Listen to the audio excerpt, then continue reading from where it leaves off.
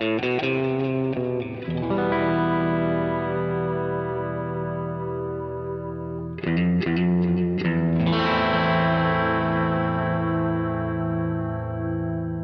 listening to Mark of the Maker. And this is episode 18.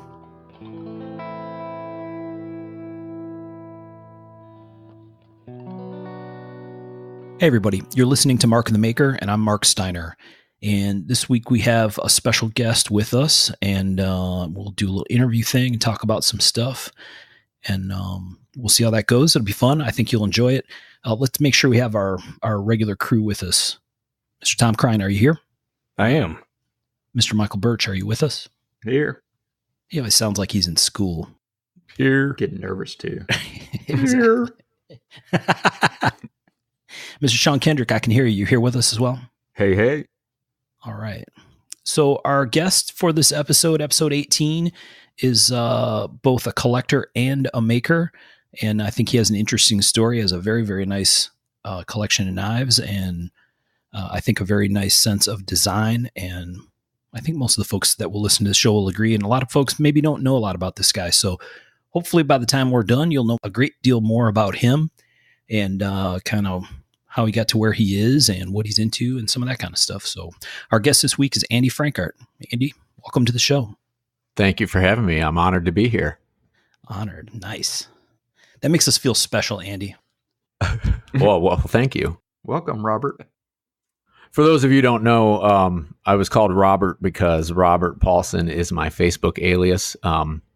I had always been opposed to social media and Facebook until it kind of became necessary from a business aspect.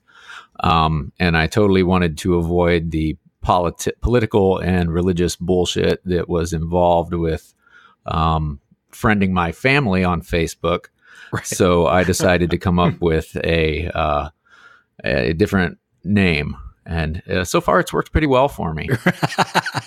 I thought that was your name for the longest time. It's like, wow, his parents really liked that movie. I've successfully been able to avoid my family for a great period of time. I have. It's been phenomenal. I wouldn't have it any other way. I hope they don't listen to the show. They will, and they'll understand. I think that'll be all right. Right. Chances are good. No one listens to this. Exactly. Right. No, that's a fair point. All right. So a lot of people will know Andy as a maker of, I don't know, I guess they're knuckles, right, Andy? Like impact tool kind of thing? Yeah, an impact tool. Inevitably, every time I'm at a show, somebody comes up and wants to know what they are. And I guess my generic response is it's kind of my contemporary version of a brass knuckle, whether it be an SFK, which is for one finger, a DFK, which is for two finger, or I made a handful of prototypes a couple years ago, which I called FFKs, which were four finger knucks. That and some other tools and like pendants and stuff like that are basically what I make. I like to think that I make people happy, mostly. That's excellent. I'd like to congratulate myself here because I did not make the joke about how Tom's nickname in high school was DFK.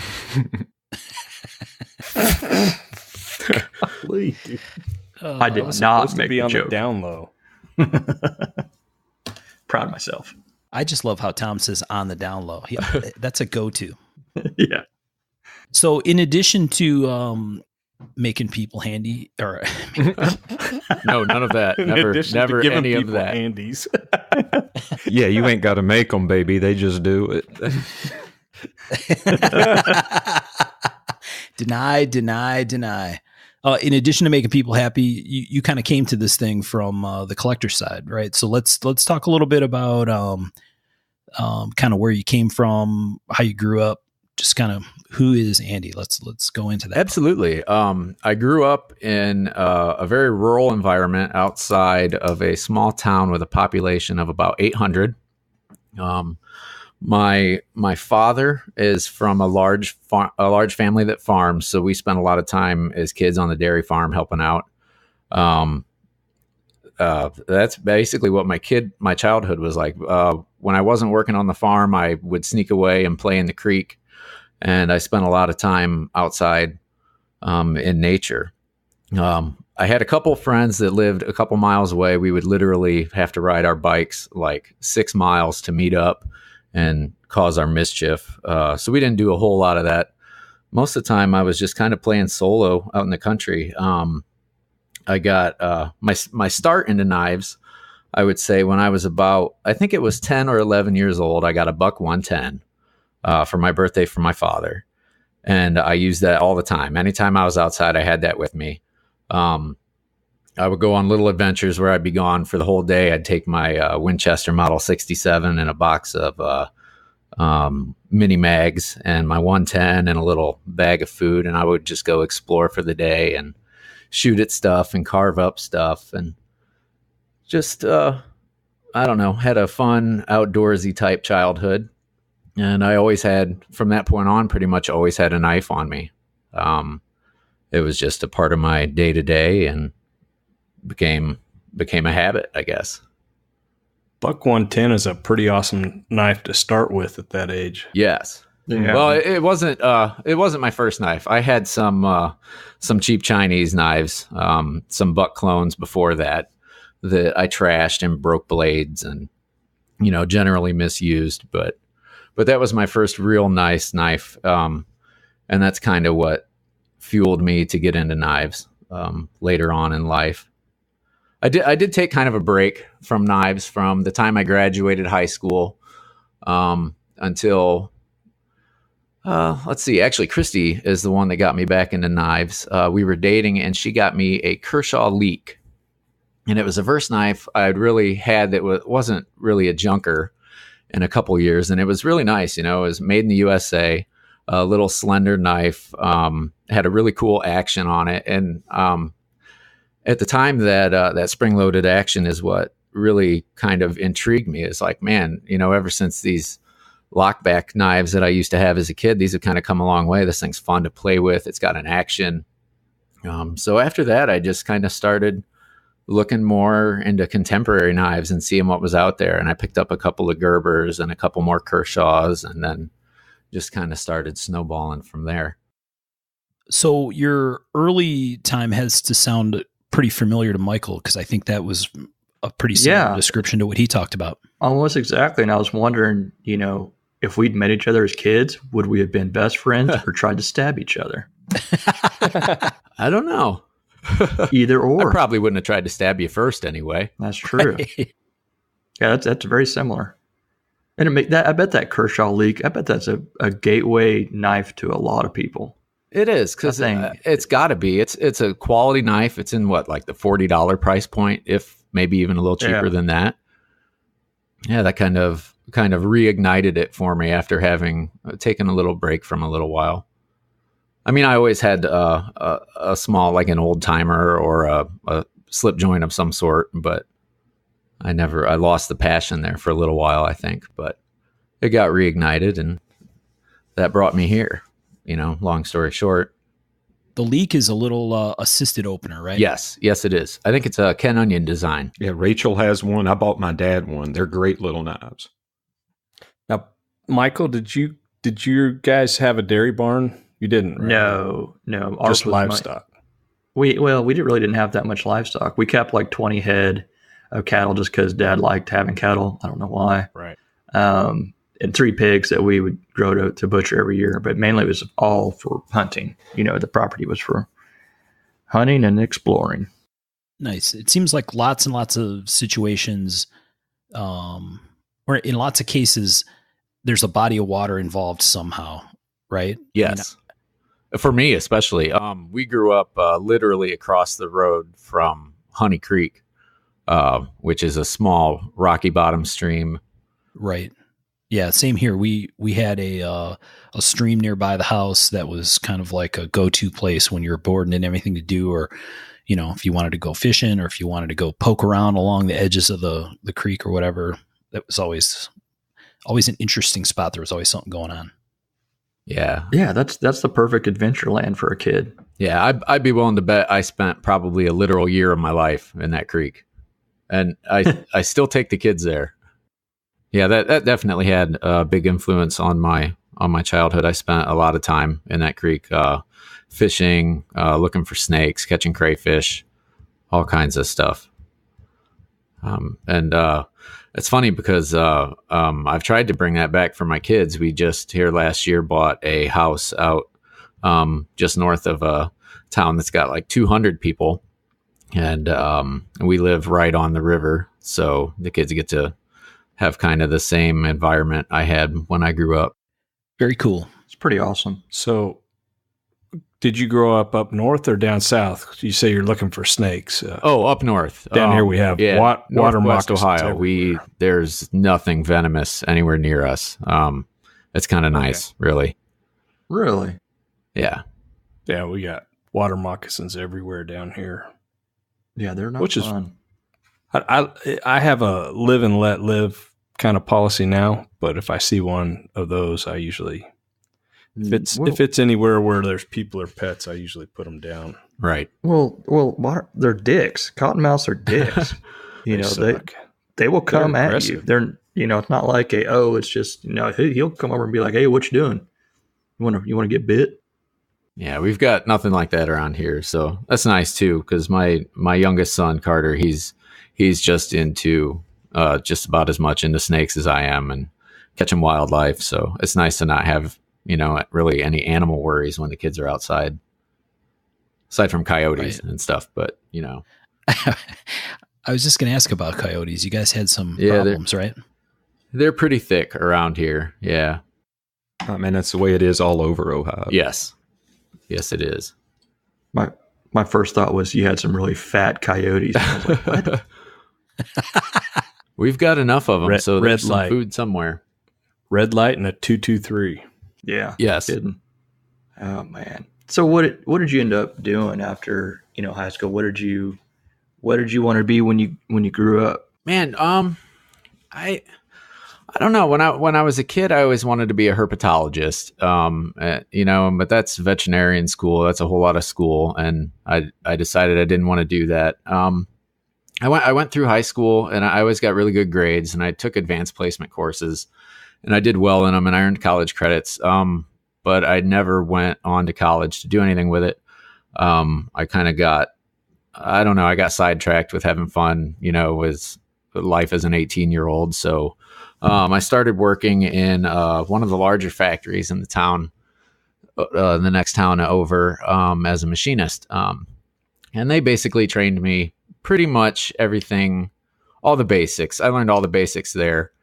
And I worked for them for about 4 years. And then they had a big corporate restructuring where they laid off like half of the town. So I had to get a job somewhere else. And I came to where I'm at currently, which is a small job shop type machine shop, basically out in the middle of the country. And we do repair work for a lot of the factories that are in the cities close to us.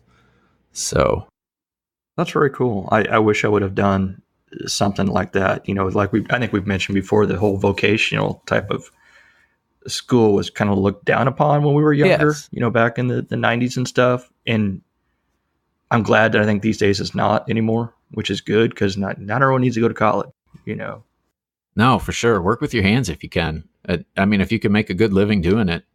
I wish I would have done some of that stuff. I wish I would have learned a lot more of that stuff. Yeah, for sure. And there's good living to be had, right? I mean, everybody I talk to that it's involved in any kind of trade talks about how there's such a shortage of people these days. There absolutely is a shortage of people these days. You guys see that even in your shop? I don't know where that's going to lead us in the future, but yeah, in our shop as well, we're busy. We're hiring. We can't find anybody that's worth a shit. Well, I wouldn't say anybody that's worth a shit, but anybody that wants to actually work. Right. That seems to be the biggest problem anymore. But when you were working at the big factory, Andy, and learning machining stuff, did you do it through like an apprentice, journeyman, whatever kind of a program, or was it just kind of whatever they needed you to do?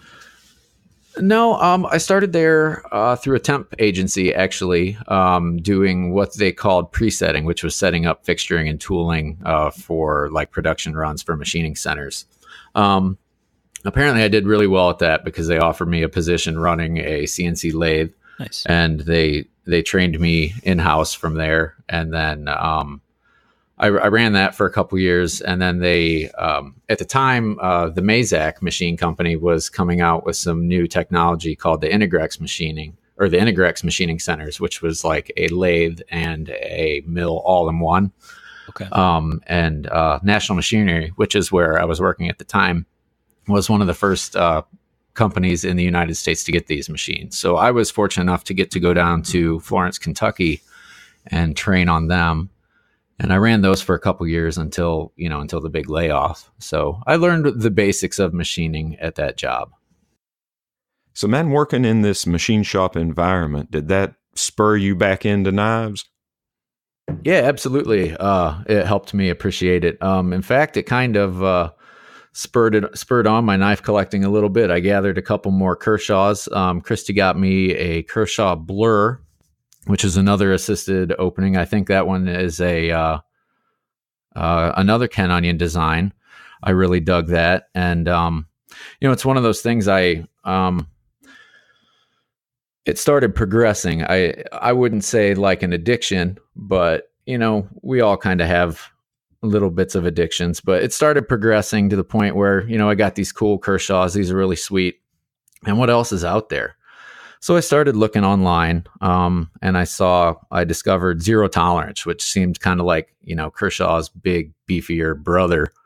And so I really dug those a little bit. I got into a Zero Tolerance. I think it's the 0302. It's like a recurved tiger striped G10. It's a big, beefy folder. Yeah. Nice. Really wide-bladed dude, ain't it? Yes. Yeah. It's very wide bladed, like 1 3/4 inch, like a 3.5 inch blade. It was a big, beefy folder. And that was like my next step up from the Kershaws. And I was like, wow, this thing it's all, titanium framed, and it's like kind of new to me materials. This G10's really cool. This S30V seems tough as shit. That's a cool steel. So it just kind of progressed from there. What year was that? Oh man, I'm going to say that was probably 2007 or 2008. Nice. Yeah. Like right about me, that timeline. ZT is like the cousin of Kershaw that has like the porn collection is pretty cool. That's Good gosh. You can get you beers and stuff. He's cool with it's right. the cool cousin of Kershaw. The he'll do a little bit of stuff that your Kershaw cousin won't. Yeah. ZT, feel free to use that in your promo, ZT. It's Yeah. That's marketing gold. The whole he'll do stuff your Kershaw cousin won't. Especially in Eastern Kentucky. Yeah. So where'd you go from there? Oh, from there, I discovered Microtech. And I thought those were about the coolest thing ever. The out the front automatics. I started with I think a UT70, which is the little teeny tiny guy it's got like a 2-inch blade on it, maybe. That's my favorite, man. Yeah, those are cool. I built up a small collection of those. I had probably 5 or 6, different, they got the different scale materials. And I think I had a couple with that were hand ground with the dagger mark on the logo or on the clip. Ended up getting a couple of Ultratechs, the larger ones. And I was kind of fixated on those for a little while. And shortly after that, I stepped up to custom knives. And my very first custom was made by Brad Farrell out of Columbus. I'm not sure if any of you guys are familiar with him. Ghostmaker. Yes. Yeah, I remember him. Yeah. Yeah. It was, again, this was probably 2008 or so. I was just getting into custom knives. I found his website. He seemed kind of local. I went down and spoke with him at his shop and commissioned a knife from him. I think it was a Model 3. It had desert ironwood scales. It had titanium frame. It had some spine jimping, a backspacer, and I thought it was cool as shit. I was super happy with it. It was awesome. It was handmade by a guy. I was super impressed. And that is what brought me into the world of custom knives. Do you still have it? Unfortunately, I do not still have it. I traded it off a couple years after that for something that was a little more in my favor at the time. I have found over the years I've been collecting, I've found that my taste pretty much constantly changes, with the exception of just a couple of constants. And those constants are makers for the most part. How did you find that knife and that maker, Andy? Were you doing the forum thing at the time, and you found it that I way, was doing the forum thing. I think I had stumbled on him, or I had stumbled across him on Jersey Devil, which I think was the very first knife forum that I had ever really visited.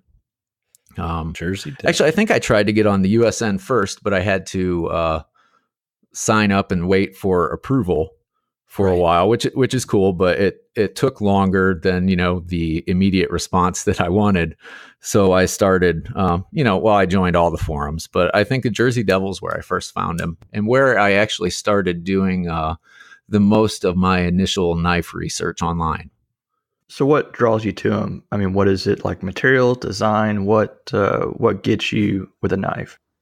What gets me with a knife now, or what got me with a knife then? How about then and now? Oh, then and now.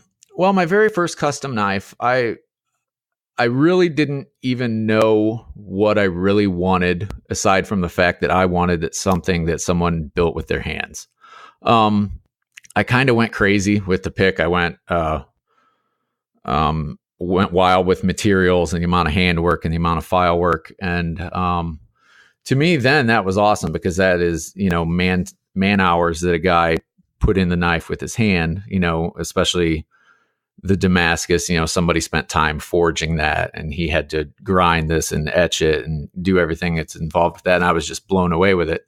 Now, I think now an overall sense of design speaks more to me than any amount of really material or even say handwork. I mean, some handwork's necessary, I think. Yeah. But I think design is what speaks to me now more than any material or anything else. I think that's a very common path to go. At first, there's like a kid in a candy store thing when you figure out that you can, find someone who will make you a knife to your specs. I think it's very typical that people kind of tend to dive off the deep end on on materials, or, you know what I mean, to go as crazy as possible. And sometimes that, I think, actually confounds the situation. Sometimes people, I don't know, they can get kind of down that rabbit hole a little ways, and it can actually stop up the process. You know what I mean? It can cause issues, I think. Well, I think some collectors don't. You may not realize, I'm going to get more of these. So you think, I need all of it in that first knife. Right. Because this may be the only one I do. So I better have all the stuff I want in that one knife. And that part where you said, the amazement of the Damascus and stuff like that, it kind of sometimes seems to go away with veteran collectors nowadays. The amazement of Mogatai or Damascus or the process. It's kind of like we all take it for granted now that this is just part of how knives are. We kind of lose some of that, which kind of sad. Well, I also think sometimes as we go along in collecting, our taste refines, because at first it's like, I get a lot of orders and it's like, I want every good thing possible. And the combination of every good thing possible isn't necessarily a good thing. No, right. No, it's not. I mean, a lot of knives get really busy. They definitely do. Yes. We live in a very busy market right now. And it kind of waters down. So I think some of the design stuff now. Well, it's interesting. Maybe part of, we've had a huge influx over the last few years, couple years even, of new people, coming into the hobby as collectors. And maybe that swing that direction is driven by that. People going through the same cycle that lots of us did with the process. And some people stay there. Some people just love materials, right? That's their thing, and that's okay. Other people, kind of Evolve is a good word, right? Because you don't want, I don't want to be derogatory, but a lot of people, their tastes evolve and they figure out, oh, well, there's more to this, right? There's the fact that I can see a very otherwise plain blasted tumbled frame lock and still think it's a beautiful knife means that you're looking a little deeper than just what color it is or how many materials are on it. Very much, but I feel like it loses a bit of its magic the more you just see a Damascus and Mokutai frame. It's like the more and more you see it, the more it loses its magic in a way. Oh, you become desensitized to it. It's just another knife with fancy materials. Yeah, it's no longer exotic. Yeah. Yeah. It is mundane. Well, and then throw in, sometimes newer makers or less experienced makers making knives that really aren't great looking knives or designs and using all those same materials. And that to me always kind of puts the brakes on. Oof. Okay. Yeah. Oh yeah. That's a whole different discussion that could probably go our a long way. community could handle a lot of self-editing advice. Yeah. Birch is like, don't go down that rabbit hole. We could talk about this for 2 more hours. Oh yeah. So Andy, you said you bitching on that. So Andy, you said you're really kind of focused more on the maker part, and that probably fits with having an aesthetic that you like, right? And so who are you into today, and whose knives do you collect today? Well, I'm going to go ahead and count some of Christie's knives as my own in this collection here that I'm going to talk about. We have we have some folders and some a bunch of fixed blades, but I would say our fixed blades are our favorite. And between Christy and I, we collect knives from Jeremy Marsh, our very own Michael Birch here, and the fantastic Sean Kendrick. Holla. Not to be a kiss ass, but not to be a kiss ass. You'd have to get a whole lot more sucky uppy to be considered a kiss ass. All right. But I'm waiting. You got time. You've been a Marsh collector for quite a bit, haven't you? You've got some. I have. Pieces of his. Yeah, almost 10 years ago now, I started chasing Marshes. I think I very first stumbled across them on John Euchman's site, eBoss Hoss. He never had any available, but he always had an archive of knives that had sold, and something about the design of these Marshes just spoke to me. They were wicked, very organic designs. There were no straight lines on any of them. They really just sung to me, and so I started chasing after Marsh knives, which led me to, I believe his only forum at the time was on Custom Knives and Guns.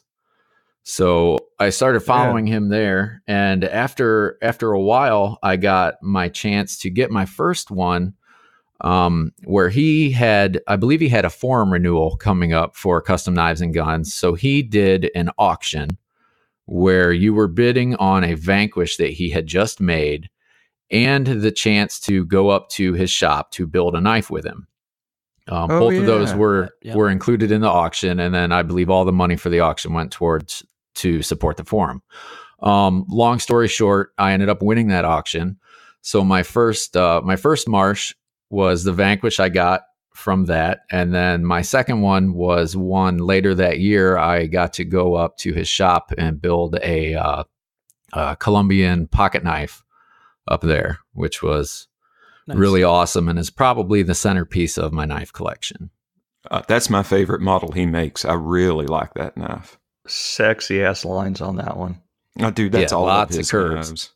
I was going to say what Sean said. I think all of his knives have those lines. Man, they have such an artistic flow to the lines. I mean, Jeremy does that really, really right, really proper. Yeah, he does. Very much. Andy, I remember that same kind of auction being on USN as well. Did he do it more than once? I believe he did do it on the USN as well. Yes.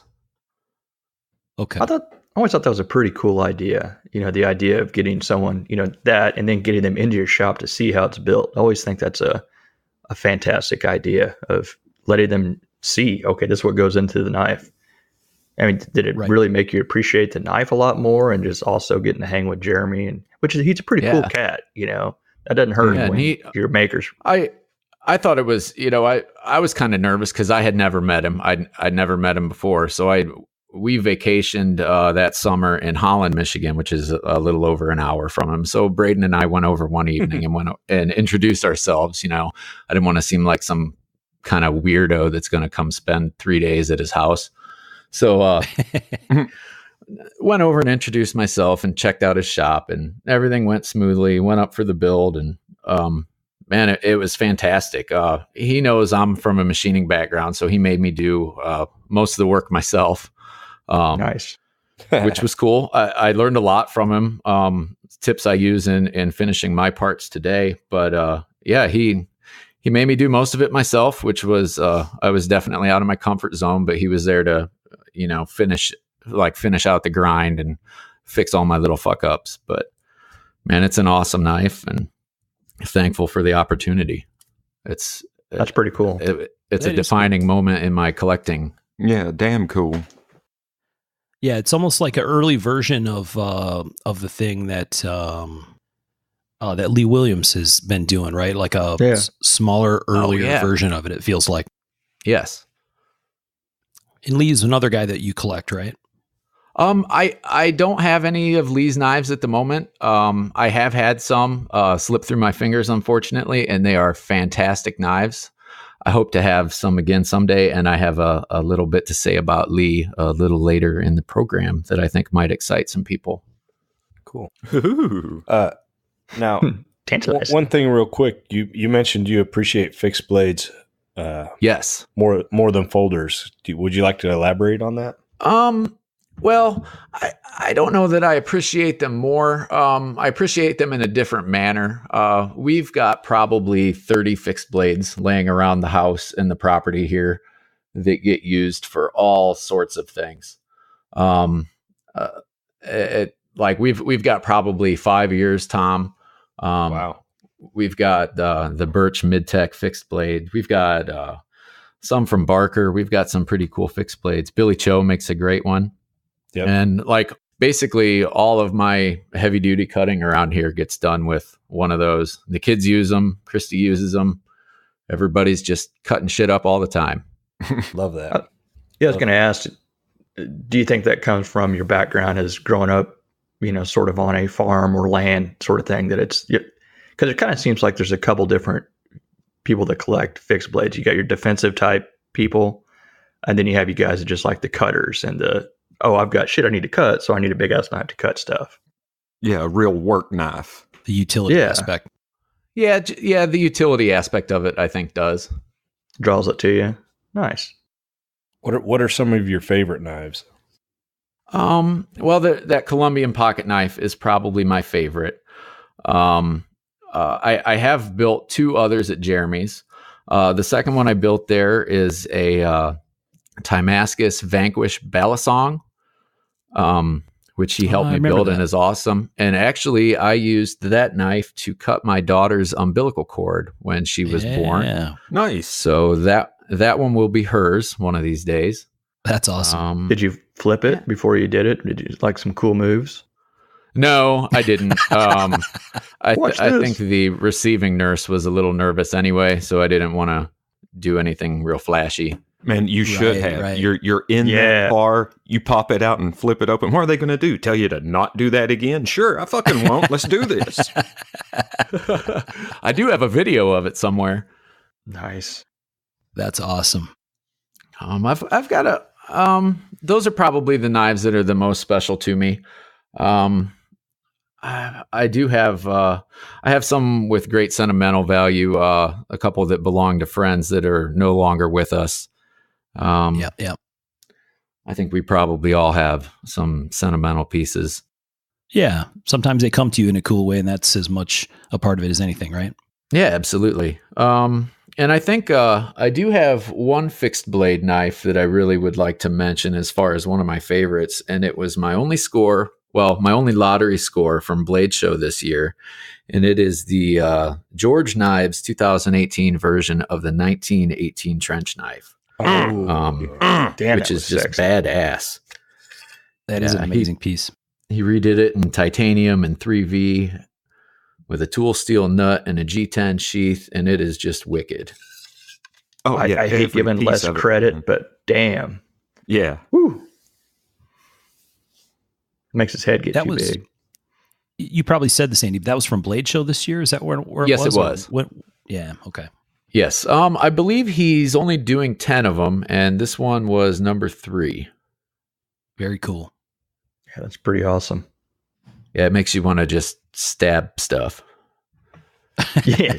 Or punch it. Yeah, both. Both. Mostly just stab, but Right. And hammer fist. Oh, I always think of the hammer fist with that steel. Oh God, just that would be Yeah. drive you to the ground, and that's a yeah. It's a purpose-driven tool. We're all just sitting here thinking about that knife right now, which is kind of weird. Exactly. Yeah. This was a And knuckle duster one, right? Yeah. Yeah. yeah. And we're all It thinking looked of the amazing. pain that it can inflict, which is even weirder. Exactly. All cringing a little bit, like, oh, Yeah. Oh, Speak for yourself. yeah. Sean's smiling. I got a right. grin from ear to ear, buddy.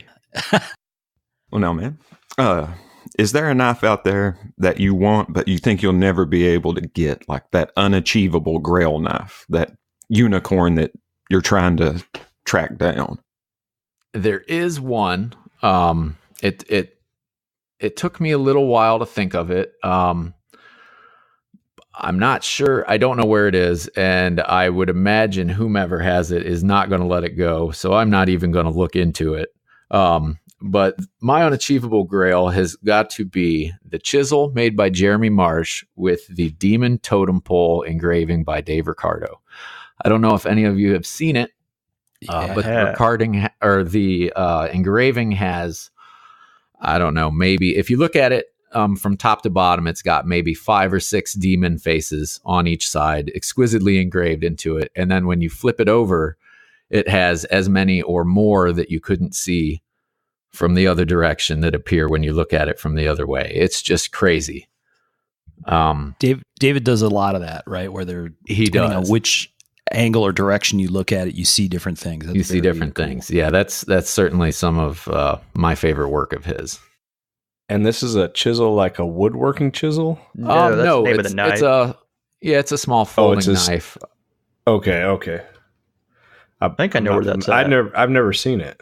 Yeah, it's a sexy little knife. He actually did a kickstop version of it too with Lee, which was real nice looking. All right, I'm looking at it right now. Yeah, wow. Where'd you find it? I just did a Google image search for Marsh Chisel Ricardo knife. There's a couple of them, right? There was a recent one, but then this one's from a few years ago, isn't it? Yes, this one's a few years old. The recent one I think he did is heavily sculpted with some gold inlays, and that is beautiful as well. Yeah, and we know where that one's at. Yeah, I know where that one's at. Does this one have a Damascus blade? Oh, no, that's not it. So. The one I'm looking at has a really nice satin finish. And then like a bronze thumb stud, bronze anode thumb stud. Ricardo does some really nice, he does a lot of different types of engraving and mixes them really well. He does. He does. The fine line and the carving and the, what is it, Bellino or something? What do you call the? Yep, Bellino with all the tiny dots. Yep. Yeah. It's a good blend. He's very much a student of the art, and that's pretty cool to see when you start to look at different pieces that he's done and even the current things he's working on, and they're all over that spectrum of, Bellino pieces and sculpted pieces and inlaid pieces, and that it's pretty cool to see. I think it feels like, I don't know if this is really true or not, but it feels like one of those arts where people sort of find their niche and then they just stay there, right? I mean, they refine and keep going and get better at it. And one of the things I really like about David is seeing him go different directions, and he's not afraid to stretch. That's really cool. No, I think when you mix those all together, you get, sometimes it's one of those where it can get busy or it can be done well. And I think it adds a lot of depth. You see like a lot of the old shotguns with the Bellino stuff, and it's very cool, but add even more to it. It's just, it could either kill it or make it look better if done correctly. It's like watching Bob Ross paint. You're like, oh, it looks pretty. Should I add more? And he does, and it works. Right. I'm sure he'll appreciate that comparison to Bob Ross. Everybody likes to be compared to Bob Ross. Oh, I wish I would get compared to Bob Ross. Going to engrave a happy little demon right here. Right here, exactly. Yeah, it's a beautiful knife. I finally found it. Wow. So, what's one of your like guilty pleasure knives? What's it doesn't have to be expensive or whatever. What's some of that stuff that you like that you're like, maybe I shouldn't like it, but I do. Yeah, those knives you don't talk to your buddies about. Yeah. I'm gonna have to go with the little Victorinox Swiss Army knives, just the small one with the scissors and the blade and the fingernail file. The Tinker. We've got a lot of those around here. I've almost always have one in my pocket. Of course, you need something for when your non-knife friend asks you to use a knife. But I don't know. I enjoy those little things. They don't really cost much, and the kids enjoy them too. So I'd have to say that's probably my guilty pleasure as far as knives go. And just practical. Yeah, practical and like you said, awesome for kids, right? Awesome to have around for kids to use, and because you can do lots of cool stuff with them. Yeah, very wise to have a loaner. Mm-hmm. Or a burner, depending on your mindset. Yeah. Sounds like a good model for Burnley, the Burnley burner. Oh boy. Go ahead and trademark it up, man, and then charge him for it. Exactly. Too funny. So Andy, how did this whole thing, so you're working in the for this machine shop, you were doing the knife thing, and then you mentioned Jersey Devil, and I know that's where you did a lot of the early Nuck stuff. The AFK thing, how did that all get rolling? And Okay. Yeah, Jersey Devil was kind of instrumental in that. It was back, let's say, I'm going to put it in my Microtech collecting era. The knives I were after started to get a little more pricey. And we were married and we had one kid at the time. So we were both kind of early in our careers, and, money was a little tight at times. So I didn't have as much toy money as I wanted. So I was trying to think of a way that I could bolster that. And on the Jersey Devil, they had their classified sections there. And there was, I believe the guy's out of Canada, and I believe his name is Nuco Tools. He was making a small impact device. It was rectangular, and it came to a point, and it had the finger hole. And I thought that was kind of cool. The guy's selling them. He's making a little bit of money. Maybe I can make something like that. So I kind of tried to put my own spin on something like that, but I thought that it needed to be substantially thicker so that you wouldn't hurt your hand, if you used it as intended. And that's how the SFK was born. I kind of ran with that idea and tried to put my own design spin on it and make it a little more ergonomic than what I thought was already on the existing market. And that's what I came up with. very cool. I have one of those little Nuco tools sitting right here on my desk. It's crazy that you just didn't copy them line for line like it seems that everyone likes to do now. Yeah. With your stuff. Well, you should have copied yourself. Not just me, but yes. Yeah, everybody seems to enjoy that one. It started a trend. It really did of a change of Nucks and kind of created a whole little EDC industry, which has got to be kind of interesting and but yet crazy to you. It is. Crazy is a good term. Surreal most of the time, it seems like, but it's great though. Those Nuco tools were pretty successful, right? I mean, I believe remember, so. Yes. Those have been around for a long time, and I think he still makes them or sells them. And yeah, he's still around, and they were around before I started making, which is coming up. It'll be 10 years next year. He's still making. I believe at the time, Woody's Knuckles was he was doing some like custom brass stuff, which it's more traditional style brass knuckle looking things, but. I'm not sure if he's still doing it or not, but those were about the only two that were really making anything at the time that I started that I can recall. Yeah. So how did it get so crazy? What happened? Man, it took a couple years to get crazy, really. I started I'd make a small batch, and then I would post them on the Jersey Devil for sale. And it took a little while. It took a couple days to sell my first batch. The first ones were in green G10, and they had like a almost like a pyramid shape to the top. They're not as smooth and as round as the ones are today. But it only took like 2 run, or the second run I changed it to make it a little smoother. And then I would post them up in the Jersey Devil for sale. I think I started them at like $24 a piece or something like that. And I'd bump them, and every couple days somebody would buy them. And then I'd run out. And so after a couple runs of black and green G10, I decided to move on to brass and aluminum. And I made those and posted those for sale, and things were a little slow. And then eventually they sold, and just kind of repeated the cycle. And then eventually, I'd post them for sale and people would snatch them up right away.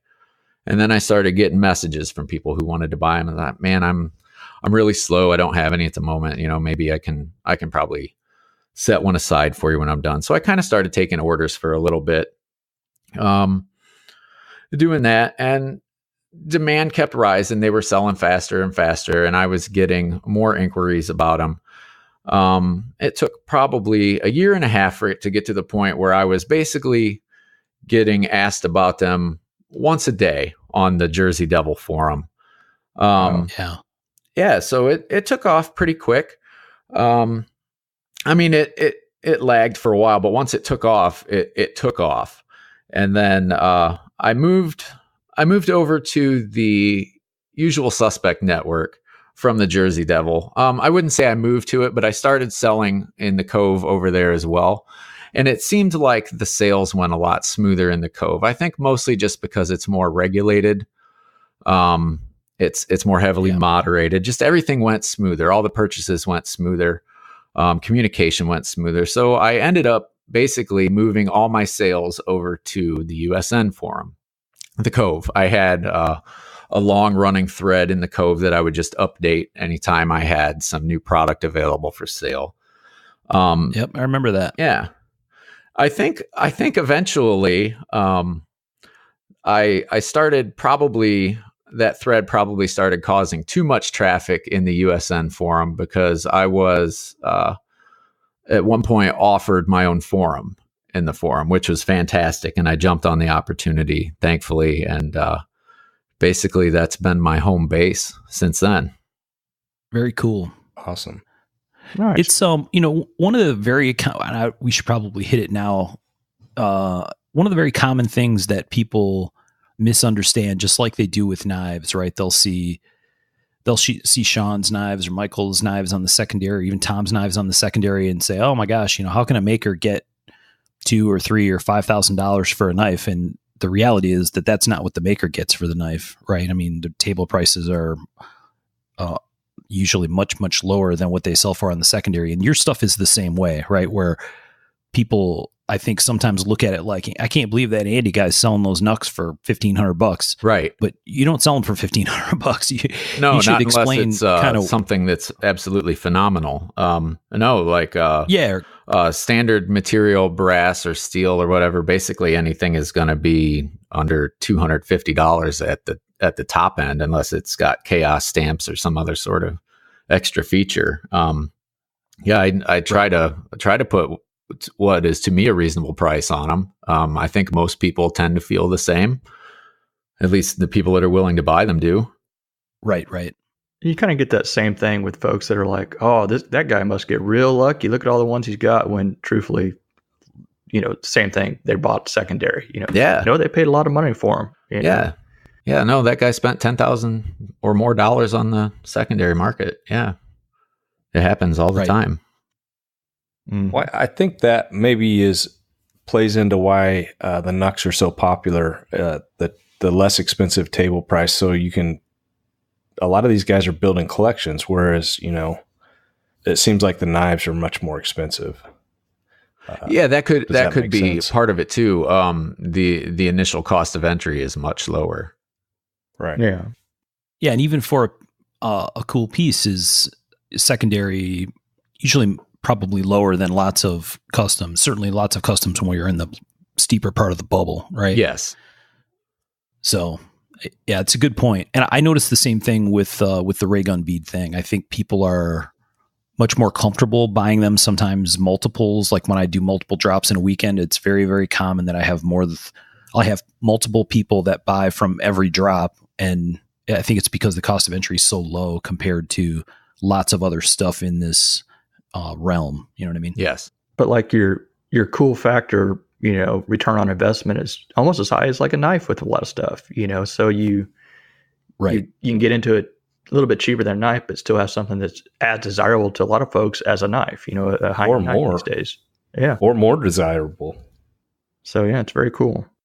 It's an interesting thing because I think Tom mentioned it, the idea that people are into it in, I think a lot of cases, maybe even if they don't realize that they're into it this way, specifically as a collection thing, right? Where, there's some level where you'd say, okay, I collect knives, pocket knives, and yes, I really put them in my pocket. And if I really needed to do something, I'm going to pull the knife out of my pocket and use it. And you hope people aren't pulling an SFK or DFK out of their pocket and using it at least very often. But, that's kind of what it's for. But the realistic usage of that thing is probably pretty low. And it, maybe, like I said, maybe even people don't even realize that they're into it for purposes of a collection almost purely, right? Right. So I don't know. It's an interesting thing. Andy, one of the things I really like about your product is your logo. Super interesting design. How did you come up with that, and when did you come up with that in the process? The very first set of SFKs I made, I believe there were 6 of them, I did not have a logo on. They're blank. There's no logo on them. The second batch, when I went to make them, I thought that I needed some sort of logo or signature, some way to mark them as mine. And I don't know exactly where the lights out thing came from. It just seemed super fitting to something that you would punch somebody in the face with. So I just kind of threw it on there, and it seems like it's worked. Yeah, it's worked really well. It's very, very distinct. Appropriate. Yeah, and appropriate. Yeah. Well, and it fits with the overall aesthetic very, very well, right? Everything's super clean about the shapes, even the all the different mutant variants and other stuff that you do with them with the product. They're very clean, right? And I think that when you talked about your interest from a collection perspective, that all fits together, right? They're all the same kind of. Yeah, I try to keep similar design features between all the different variants. Kind of keep it with a theme a little bit. And the logo is super clean and simple, but like you said, it just fits with the design really well. So they're very nice combination. And it works well with like your merch and stuff like that too. It flows into other aspects of it. Yes, it's been a great logo for merchandise.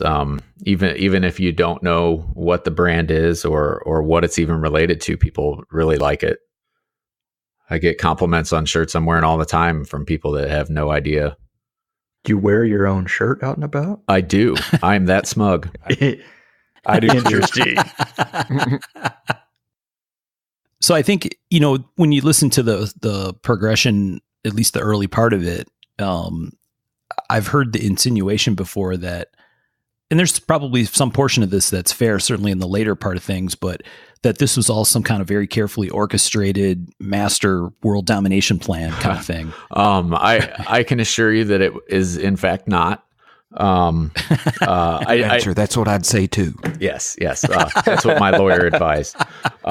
Exactly. No, it certainly wasn't planned. When I got started, I really didn't have any sort of plan for it aside from making a couple extra bucks that I could spend on cool blades. I certainly didn't think it would turn into what it has by any stretch of the imagination, and I'm still kind of reel around sometimes that I can't believe that it has become what it is. Right. Yeah, it's a really interesting. It would make a fantastic case study for somebody doing an MBA degree or or something. I think it's a very cool story. Talking about the progression of how they've gotten popular, or his falling ass backwards into the logos and all that stuff. The unplanned part. All of it. Yeah. All of it. I think the whole story is cool. I think it's a perfect conversation about social media, because I think it's very safe to say, don't you agree, Andy, that this would never have turned into what it turned into, or probably wouldn't have turned into what it turned into without the power of social media doing whatever it does. Oh, without question. And so, I mean, it's a really interesting rocket ship ride through that whole scene, right? I don't know. I just think it's cool. It's fascinating. No, it's interesting to see all that stuff. And I think it's great to look at that and be like, because it does look planned out. And then to realize, oh yeah, it just kind of happened that way and it was organic is kind of interesting, you know, but it all kind of goes back to that, got to collect them all as kids sort of thing that we had. Yeah. You know, that desire to want them all. And it carries into our adulthood, which is good for business. No doubt about that. So, man, what are your favorite materials to work with? Do you have any favorite finishes for those materials? I think zirconium is probably out and out my all-time favorite material. I love the way it finishes. It machines relatively easy aside from the fire. It's I don't know. It's got a great look, and I like working with it. I like finishing it. Not so much like the all out polish it and make it look like black glass finishing it, but there's a couple other cool things I like to do. Yeah, zirconium certainly is my favorite. It's fun. I've caught a saw on fire with it before. Nice. It's always exciting. It's a dramatic material, definitely. It is. Yeah. It starts to finish. Sheds tears of flame. I kind of thought you might say hafnium. Oh no. Yeah, that stuff's all right. It works a lot like zirconium. It's a little denser, but I always pucker when I'm working with it due to the cost of it. I'm not a fan from that aspect. It's not awful to work with, but I prefer not to. Well, Zirc and the thickness you're using probably isn't too cheap either. No, it's not. Yeah, because I typically have 1/2 inch to 3/4 inch plate is what I get. Yeah, you're not giving it away.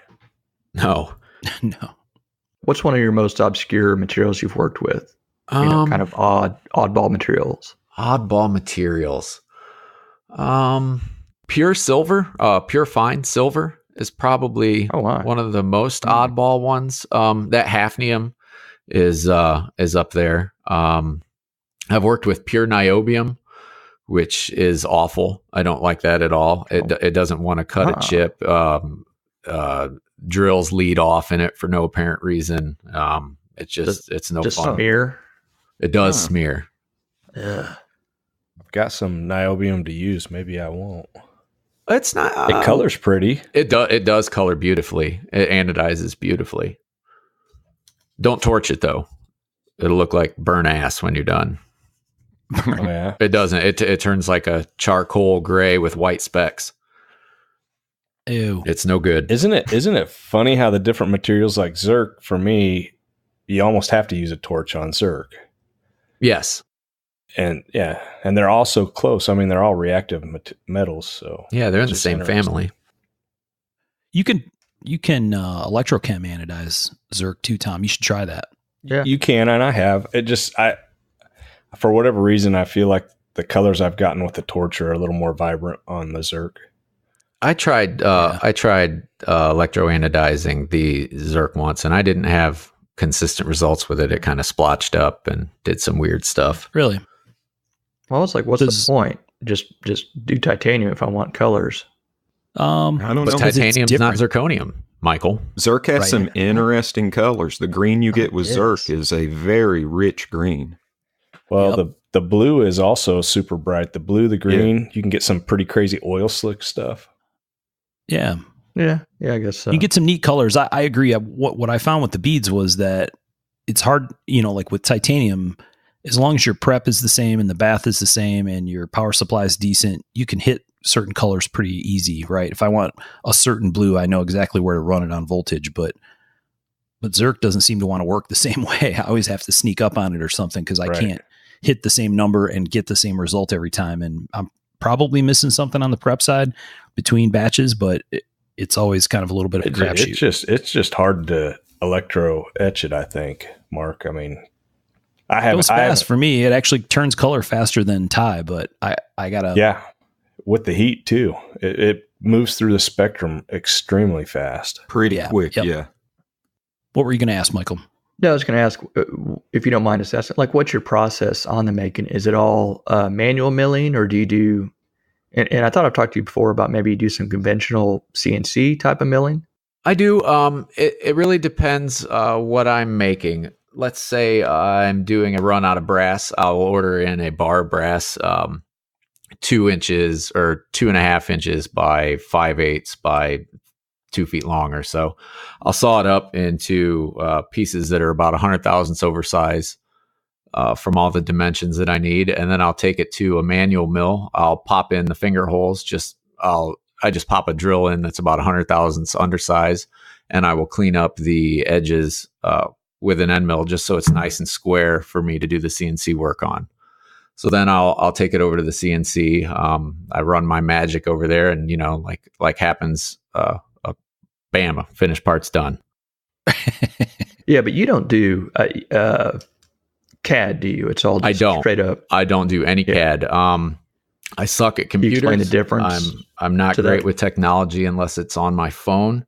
So anytime I draw something up, I basically draw it out on paper, and then I will use the programming control in the mill to kind of draw it up in 3D and see what it would look like, and I tweak it from there. And I do all of my programming on the mill, kind of on the fly. Yeah, that's pretty badass. So you're using G code? Some. I do use some G code for manual programs for 3D stuff that I can't mill otherwise. But aside from that, it's Mesotrol. It's a slightly conversational type of programming. It'd be sort of like drawing, something on your Texas Instruments, badass calculator, and then making something with it. It's pretty cool to be able to do that. Now, is that something that just works with the Mazak? Yes. I believe is that something we talked about? I'm not sure. That you use?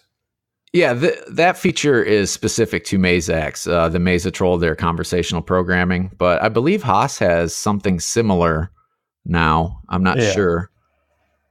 Yeah, conversational, not conventional. That's the word I was looking for. I know a lot about machining. Jeez. What does that mean, conversational? Basically, let's say I want to mill a shape of a square. Instead of using M-code, G-code programming to go from point to point to point to point, I'll pick like a feature. Like say I want to do a mill out feature. I want to go around the outside of a shape. And then I will pick either a square or an arbitrary feature or an arbitrary shape where I can go point to point, which is what I would use to go around the profile of one of my DFKs or an SFK or whatever. But basically, you don't have to use M codes and G codes to tell it to do every single little movement, every single little step down. You just describe the shape that you want to make. You describe the depth of cuts that you're willing to let it take, how much stock there is to remove, and your speeds and feeds. And it does everything else from there. Oh, very cool. It's kind of like the CNC has 3 different modes. You can basically treat it like a manual mill with the great DRO. You can do like he's talking about the or conversational, or your inputting of your, G codes and M code stuff, which is pretty crazy. Yeah, it's pretty wild. I'm learning the whole CNC right now, and it's a whole nother world. I was going to say it's a whole nother language, but it's a whole nother world. It's almost overwhelming at times. Very much. Well, and there's lots of different ways around the barn, right? Oh, totally. There's so many different ways to go about making stuff, even on the same machinery. Fixturing, man. That was a process I didn't realize was going to be a whole world of craziness. So Andy, the SFK DFK stuff, that's kind of your main product, but you've made other stuff as well, right? Pretty decent variety of other stuff, I think. Yes. Well, in addition to the SFK and DFK, I've made there's nanos, which are like pendant sized knucks in both SFK and DFK. Well, there's pygmies, which are like small SFKs and DFKs. I made those for people with hands similar to my wife's. The full size SFKs and DFKs. I made a couple of FFKs, which are 4-finger knucks, which is like a full brass knuckle thing. And then on the largest spectrum is Jeremy Horton and I worked together and we made a couple of Maximos, which are SFKs that are incredible in size and weigh about 3 pounds. I forgot about those. But other than those knucks, yes, I've made some pry bars. I made some really cool ones out of a piece of strike plate that was sent to me from overseas that had seen action in Afghanistan. I've made some pendants out of exotic material and just a couple little gadgets here and there, but mostly the SFKs and DFKs are my bread and butter. Yeah, I have one of the old pry bars that has a different logo on it. Oh, the curved AF on it. Yeah. Yeah. I was kind of experimenting with a new logo, kind of maybe trying to step away from the Lights Out logo there for a while, kind of early on, and I don't think it worked for me. I didn't know if it was thinking about changing or if you were trying to differentiate, like use the one logo on one kind of product and a different logo on non-Nuck products or what. Yeah, I wasn't sure. I thought maybe I should try to somehow get my initials or my name in it, but it just didn't fit. Right. I think the Lights Out logo works better and it's universally recognized as mine, I think. Agree. Yeah, no doubt. Didn't we talk on an earlier episode about someone giving advice that your name should be in the mark or in your brand or something? Paul Bosch told me that when I started out. I don't know if that's really applicable to when you're making something that's you kind of start your own genre of it. I don't know if that really matters as much because it's now anymore. I think. Go ahead, Tom. Yeah, his advice was for looking forward. So basically, there's makers 30, 40 years ago that didn't have their names in their mark, and nobody knows who they were really. Or it's very hard to do research for them for those pieces. What Andy's created, I don't think anyone will have an issue with. Yeah, it's very iconic. Yeah. Oh, yeah. Kind of its own market. Now, I think anymore, if someone is doing Nux or whatever, I think they would have to put their name on it or whatever, especially for as many of them that kind of look similar. What about in 50 years when, somebody's grandson gets it and they look at it and they're like, what the hell is this? How do they research it? I don't know. Google image search. That's a good question. Yeah, sure. Andy don't give a shit. I imagine they will have been foretold about it if it's left to them. An item of such value. Well, I mean, maybe it wasn't specifically willed to him. It's just in Grandpa's stuff. Grandpa died, and we ended up with this stuff. And anyways, they'll be like, "What's this whistle? It doesn't work for shit." Right. Great. Oh, but they do whistle. Oh, do they really? Buddy, they do. Yeah, you got to blow real slow, but they'll whistle. Interesting. Told you not to throw yours away. This whistle sucks. All the dogs in the neighborhood. Why does Grandpa's whistle smell like a Christmas tree? Well, man, what's your favorite part of the process? Do you like designing best, the actual machine work, the finish work? What really floats your boat in the process? I think the designing aspect of it floats my boat the most, as far as and as much as there's basically no risk in the design process. I mean, if I've come up with some that I thought, we won't do this, but other than that, I mean, I've fucked up plenty of them, machining them and finishing them. So I'd have to say I like the design part. It's the most laid back aspect of it to me. Agreed. I'm with you there. Andy, what does your shop look like? What do you have more of a like finishing shop, or what's your setup? Well, at the moment, I'm doing all of the heavy machining at my job. I basically work for family in a sense of the word, and the guy that owns the shop is nice enough that he lets me work on my own stuff in free time.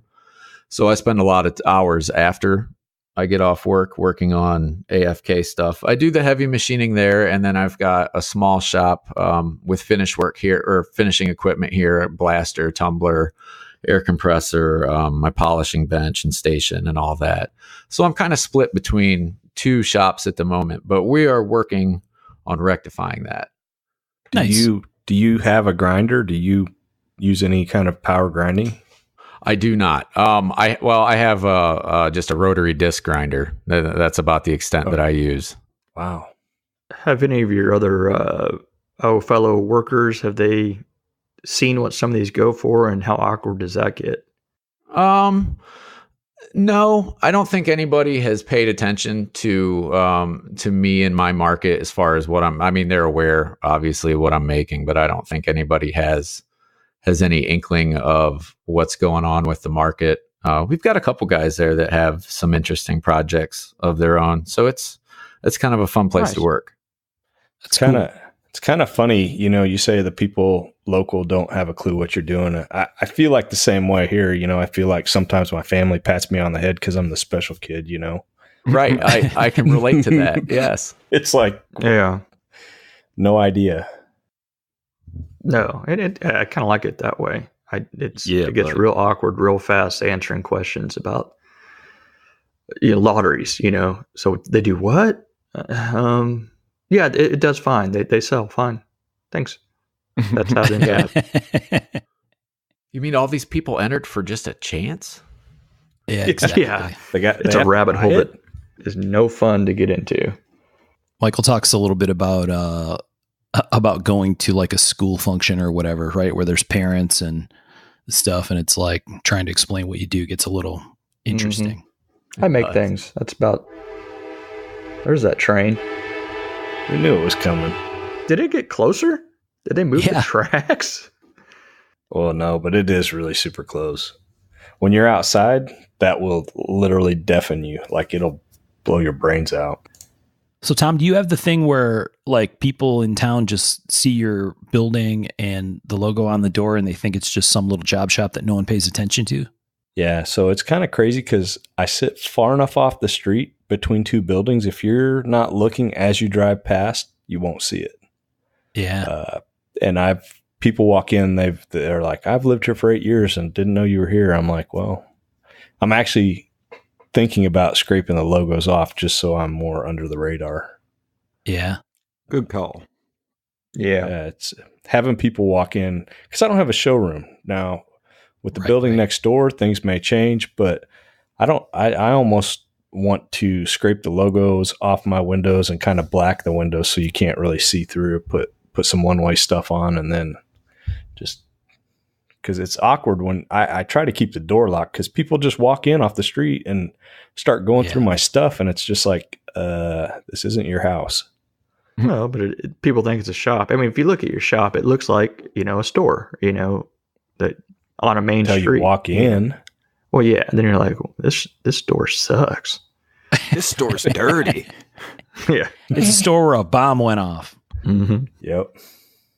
Yeah, I mean, even like in the little town I grew up in, super, super small place, there were maybe 2 or 3 little job shop things that had nondescript names, one of them without any name on the building at all, that in my case made parts of the automotive industry because that's what everybody did around here. But, it's just kind of interesting, like where locals just look at it like, oh yeah, that's the place that some people go work at, but nobody even knows what they do inside there. You know what I mean?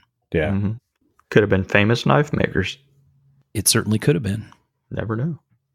So what about you, Andy? You gonna make some knives, or any desire at all to do that? Or Yeah, I wouldn't mind doing that. I need to I need to get some knife making equipment before I do that. I literally have none aside from a manual mill, I literally don't have anything that I would use to make knives currently.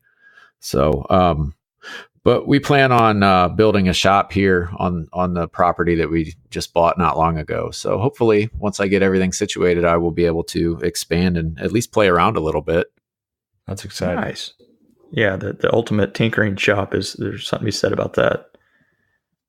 All right, man. Social media is an aspect that we talk about a lot. So what's your take on what's happened with social media and the knife community over the past few years?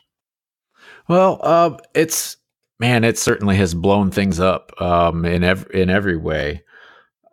I like I said in the beginning, I kind of tried to stay off of social media for a while. I eventually got sucked into it when I really didn't have a choice but to join social media, not only to promote my business, but, to kind of help defend my work at times, I guess. But yeah, man, things have really gone crazy. There's every maker has their own forum. I'm sure there are collectors within each maker's forum that have their own sub forums or their own subgroups. And it's really blown up, and I imagine it's helped almost every maker out there.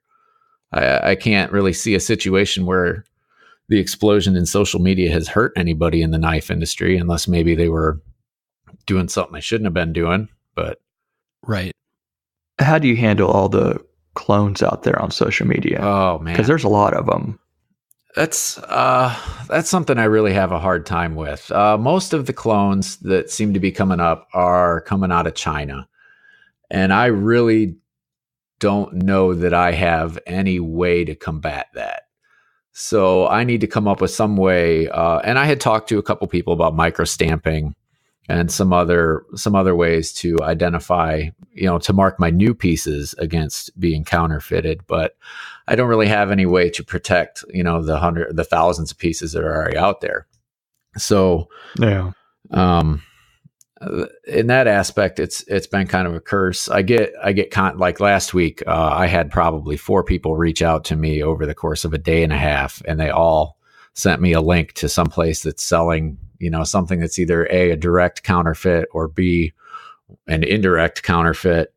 It's like, man, so I don't know. That's my biggest challenge with social media at the moment, is trying to combat the counterfeiting and the fake, I believe.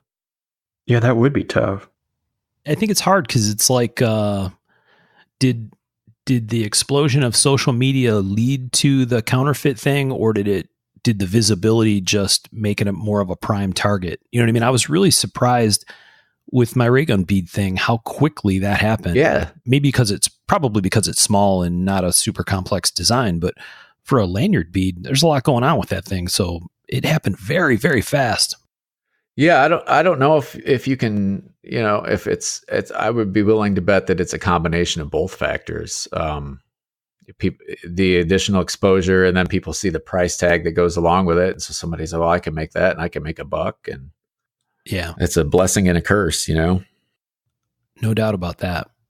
That's one thing that I think social media has changed for the worse, is the idea that it's become a bigger business. And with bigger business, you get the people that just think, well, since it's not patented or whatever, it's okay to make, which is very much a big business type of idea and not what the community came from. And it kind of sucks to see that more.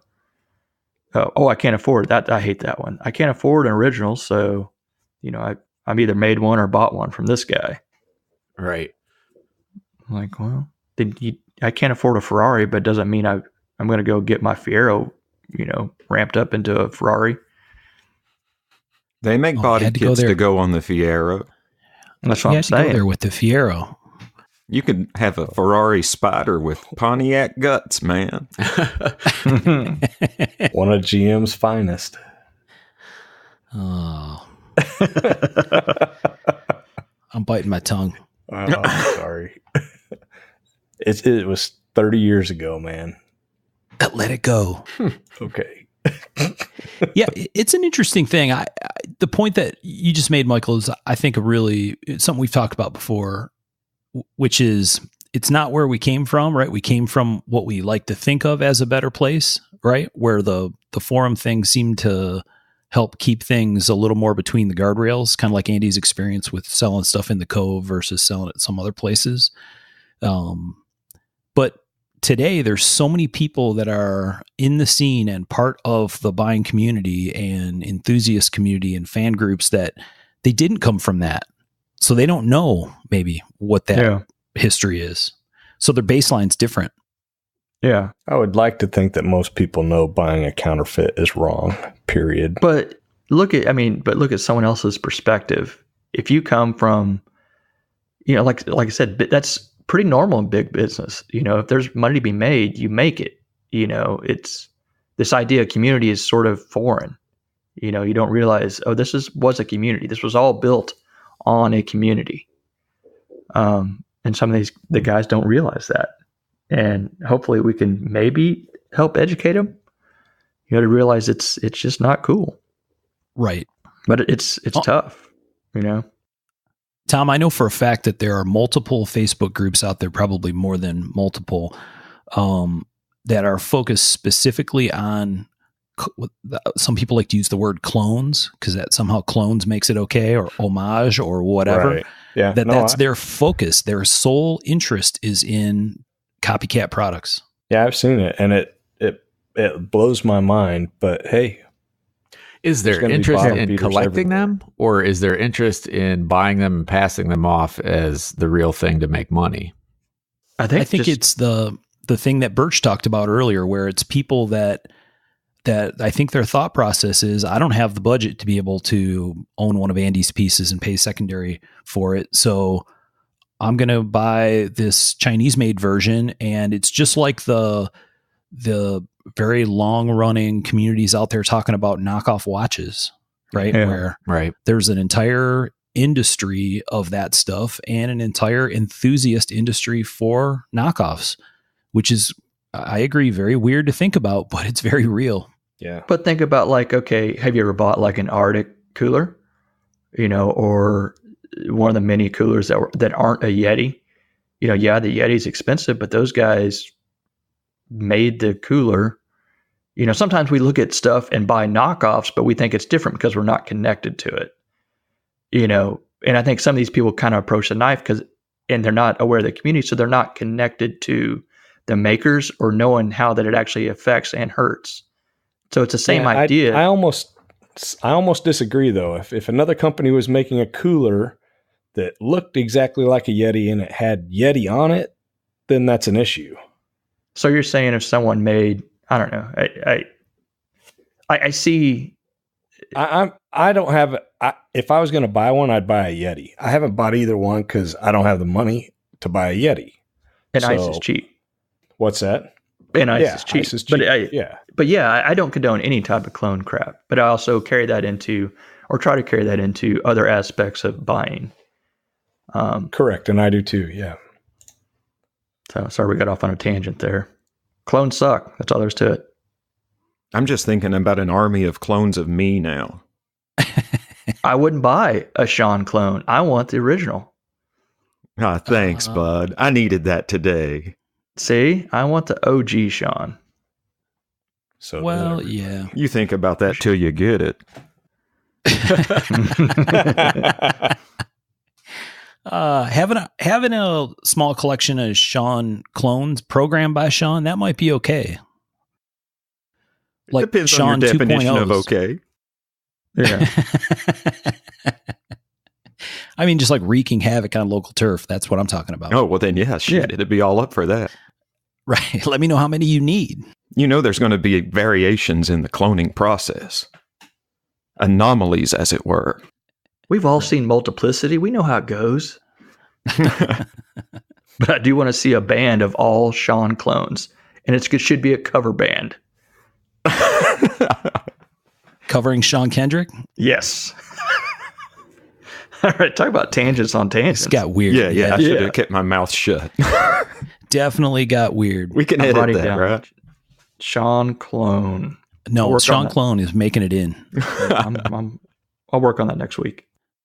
So, Andy, you have a unique perspective because you had a very strong following before you had a Facebook group, right? So you had a very Yes. strong forum following originally, and then, like the rest of these guys, you kind of made the jump and have sort of both now, right? You're doing both places. Yes. Yeah, I do almost all of my sales on the USN, and then we have more of the A. Frankart Anonymous Facebook group is more of like the social gathering where people tend to share more and hang out more. So yes, we certainly do both aspects of it. So I think we all kind of scratch our heads a little bit about where this has come from and where it might all go next. And I think we're all at a little bit of a loss about where this all goes from here. Curious if you have any ideas, Andy, or what do you think happens next? Or maybe that's not a question anybody really knows the answer to. I certainly don't. What I do is one of those things that can, my market could disappear overnight for whatever reason. It's a luxury item that nobody needs. It could go away at any moment. So I'm kind of have to be prepared for that. But at the same time, I'm looking for growth. We're getting ready to demolish 3 little buildings that we have, and we're putting up a 60 by 40 shop in the spring. I'm going to be getting my own mill and trying to move all of my production to here at home. So, what are you getting? I'm not positive yet. We're focusing on the building and the layout at the moment right now. So, I'm leaning towards a Mazak because that's what I'm familiar with, and I can really make them fuckers run. So fancy pants. Yeah, I'd take one of those. Yeah, they're nice. It's going to be an interesting transition, though, right? Because when you're working it from the perspective of, I can run this after hours or on lease machine time or whatever, and it's not part of your baseline income or whatever, right? Right. It's like, hey, if it dried up tomorrow, boy, that would suck. And I just keep going to work. Yeah. Right. Yeah. We'd survive. I mean, it wouldn't be great, but we'd make it work. No big loss. I mean, absolutely a big loss, but we'd survive. Right. Yeah. And then when you transition over to having a dedicated shop and a bunch of equipment, it's some of it that maybe you got to pay for over time or otherwise, it's like, oof, I got investment in this now that's at a different level. And maybe that brings a different kind of pressure to the situation, right? Oh, certainly. Absolutely it does. Well, and I kind of feel the same way for all of us. I mean, what Sean, Michael, and I do, our market could disappear too, because nobody needs $1,000 folder. You guys are really helping our $300 fix. Really helping our shit out here now. No, I mean, nobody needs that. Want is a different thing. Want is a different thing, and that's what drives our market is want. That's the statement that Brian Felger always talks about never making. Don't let people know that they don't actually need this. Right. Yeah. Oh, crap. Edit that out. I retract my previous statement. So is this a good time to talk about that little project you were hinting at?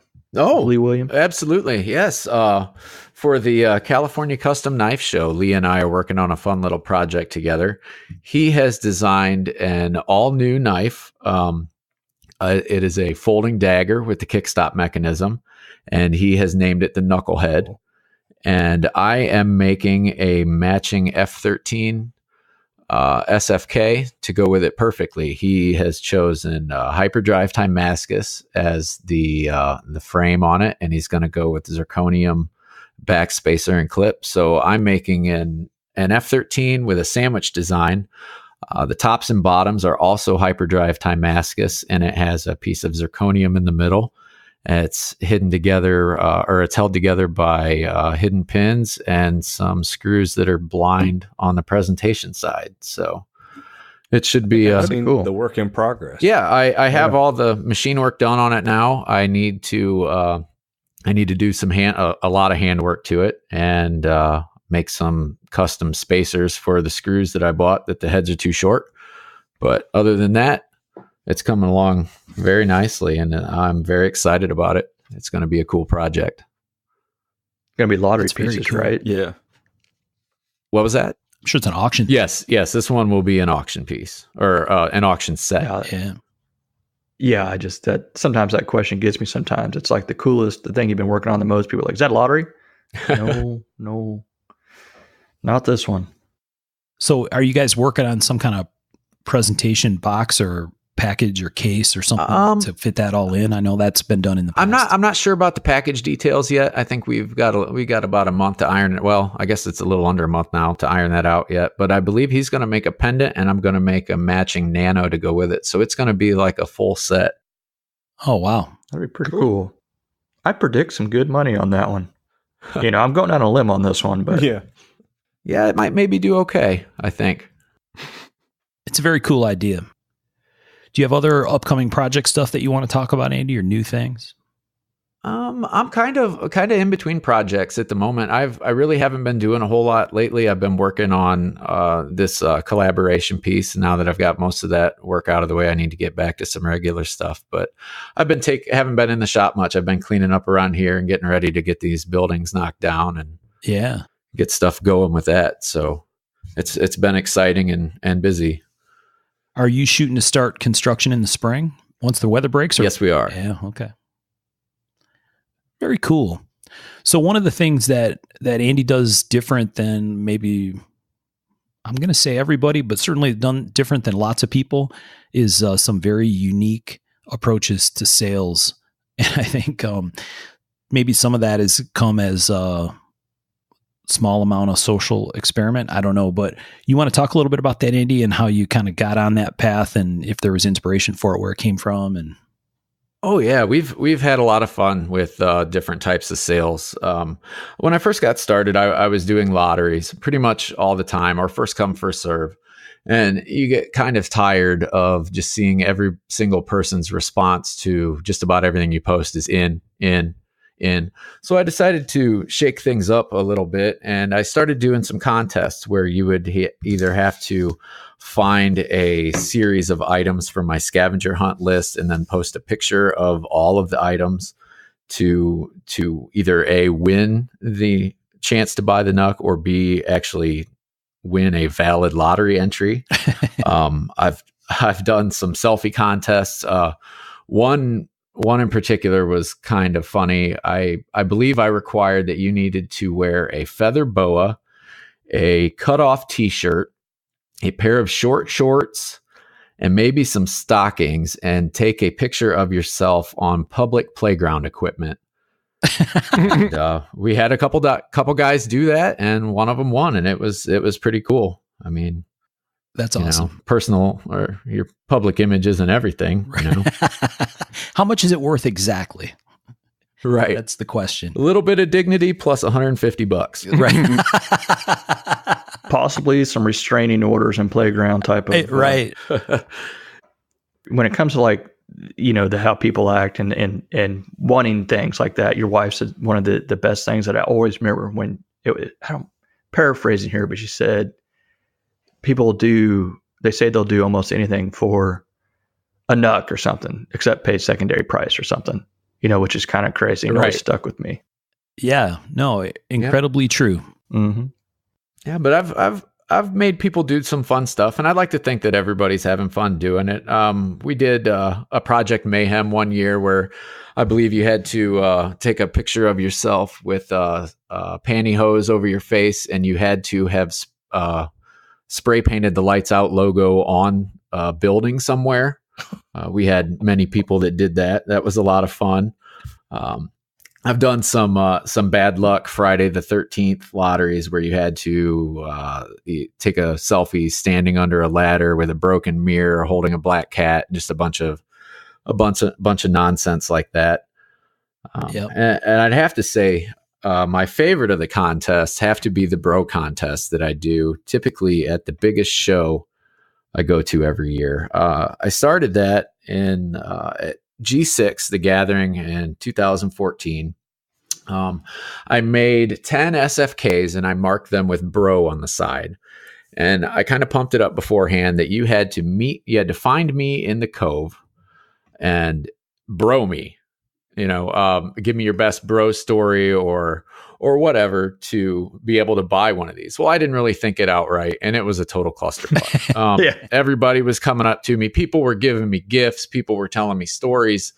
And I ran out of them like right away. It didn't work out well. People were disappointed, I think. So I don't know. That was my first experience with the Bro Nooks. So I decided I was going to change it up. The second year we did them was Blade 2015.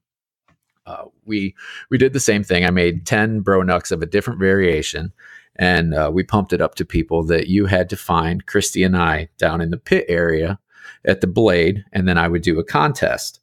So we get down at the bottom of the elevator in the pit area during the designated time, and nobody really saw us right away. We were able to sneak over to a table and sit down, and then some people noticed we were there, and then they gathered around. I had people form into two lines, and we used a coin to do coin flips where the lines faced off against each other. One person, or they would flip, and then one person would call heads and one person would call tails. And obviously whoever won got to buy one, and who didn't lost, went away a loser. So that was a lot of fun. The third version was the following year at G7 in Vegas. This one was a lot of fun. We had like thousands of temporary tattoos made up that year. I remember that. And we handed them out. We handed them out all over the place, all show long. And in order to win a Bro Nook in Vegas, you had to be visibly wearing one of these tattoos, which people had them on their faces. Women had them on their cleavage. It was all over. It was pretty awesome. But you had to find us in the Cove, at a certain time period. And then we did the two lines thing again. And then if you had a tattoo on, you could face off against your opponent in a match of rock, scissors, paper.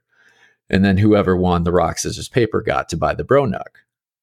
So that was a lot of fun too. Plus it's cool. You walk around Vegas and you see hundreds of people sporting your logo in a visible area. That's awesome. So the next year was Blade 2017, last year's Blade. We did the same thing, except this year people were really waiting for us. As soon as we got down off the elevator in the pit, there was a crowd waiting for us. So we kind of rushed over to a table, a crowd set up, and we drew ping pong balls out of a bag. I had the balls marked. Some were winners, some were losers. One was win for a friend. So that was a lot of fun. Some people were upset. Feelings always get hurt. But, and then this year we did something entirely new. I made a game spinner out of micarta. I put 3 little sections on it. One was a coin flip, one was rock, scissors, paper, and the other one was flashcards. So actually, before that, Christy and I, because of the results of the Bro Nooks at Blade last year, when we got mobbed right off the elevator, we decided to shake it up a little bit this year. We each got wigs, and we took a different way down to the pit. We took the back way, and nobody noticed this for quite a while. We actually got to sit down and set up, and it was probably 2 minutes before people came over to play. So it was really fun doing that. But man, flashcards really get a lot of people. I don't know if it's the nerves or people have been drinking, but there is something to be said about simple math competition. Yeah, that's hilarious. Yeah, I remember a conversation about that. What do you think about math flashcards? Like, oh, that's beautiful. Yeah, it was pretty awesome. Well, very cool. And you did the showcase thing, right? We've played around with that a bunch on USA. Oh, yes.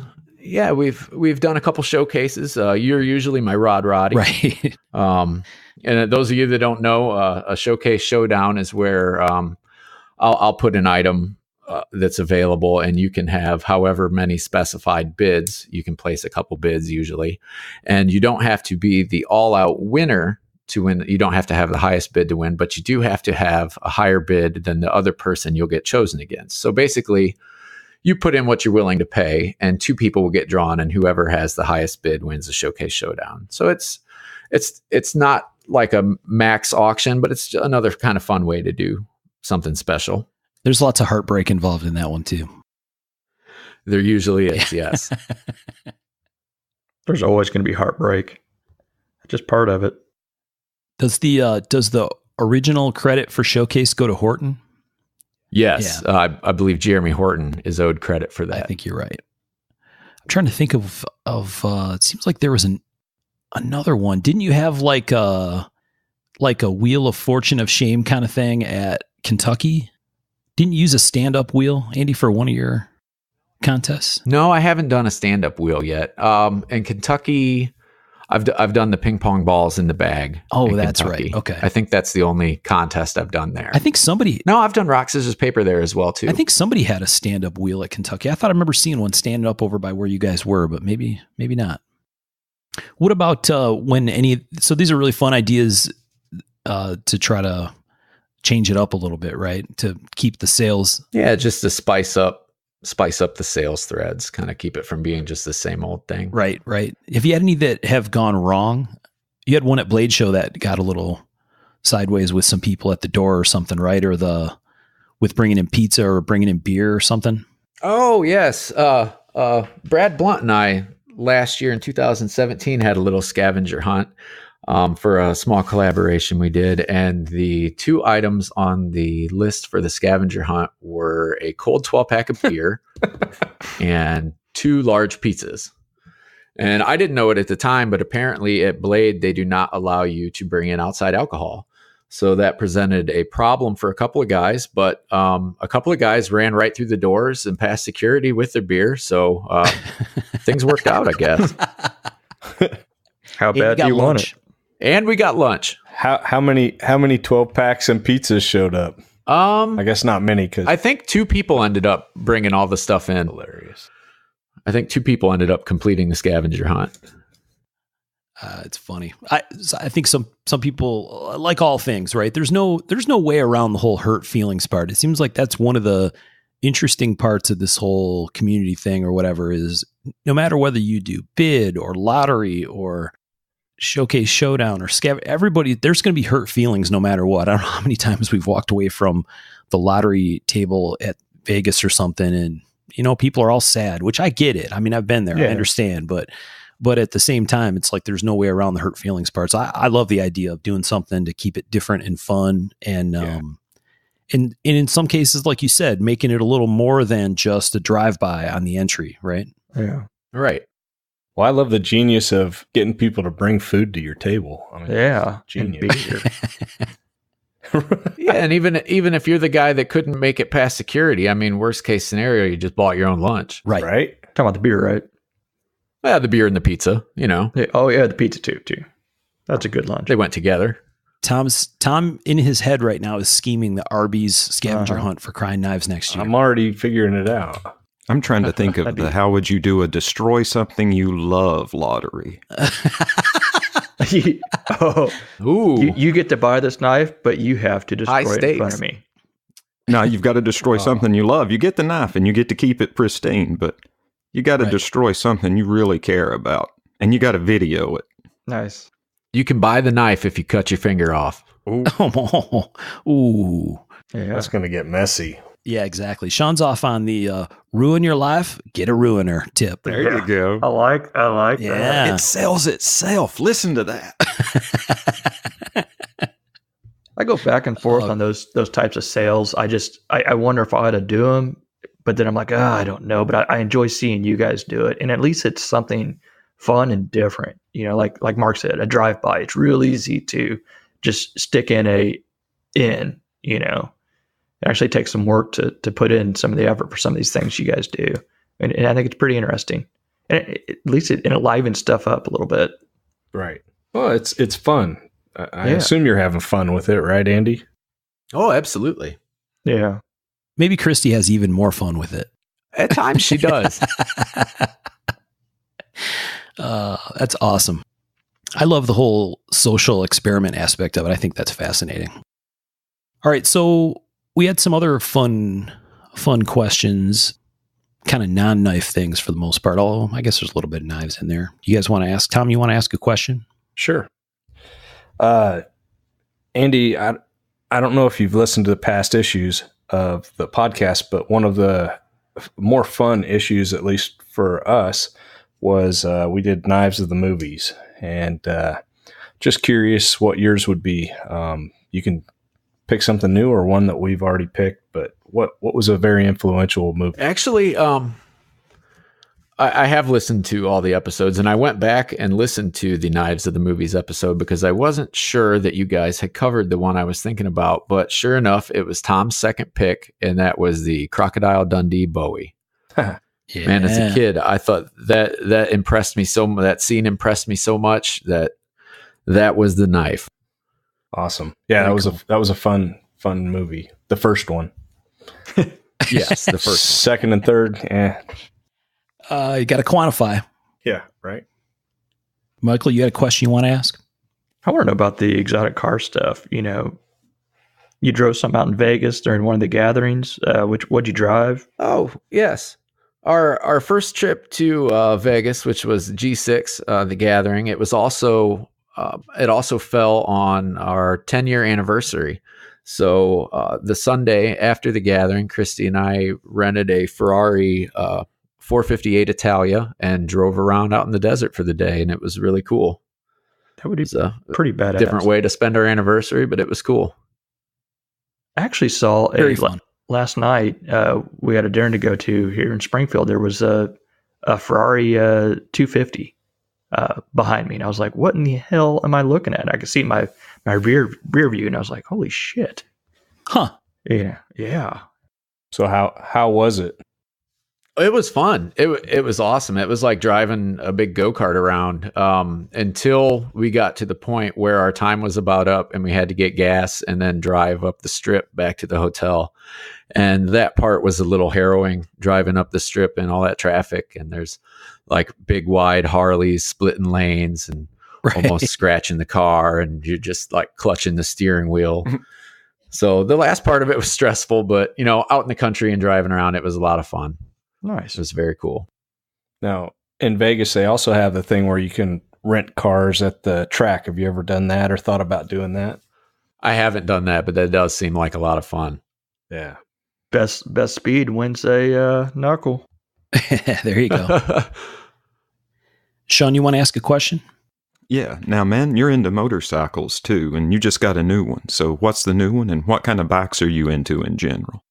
Yeah, I've been riding for about 11 years now. I just got a KTM 1290 GT. It's a sport touring bike, a little more emphasis on the sport than the touring, but it's a lot of fun. I don't ride a whole lot, but Christy and I are starting to get out and ride a little bit more now that Braden's old enough to babysit his siblings, and we can actually find some time to get out of the house. So yeah, it's just a hobby. Fair weather hobby I get into a little bit. Now, is that what they call the Super Duke?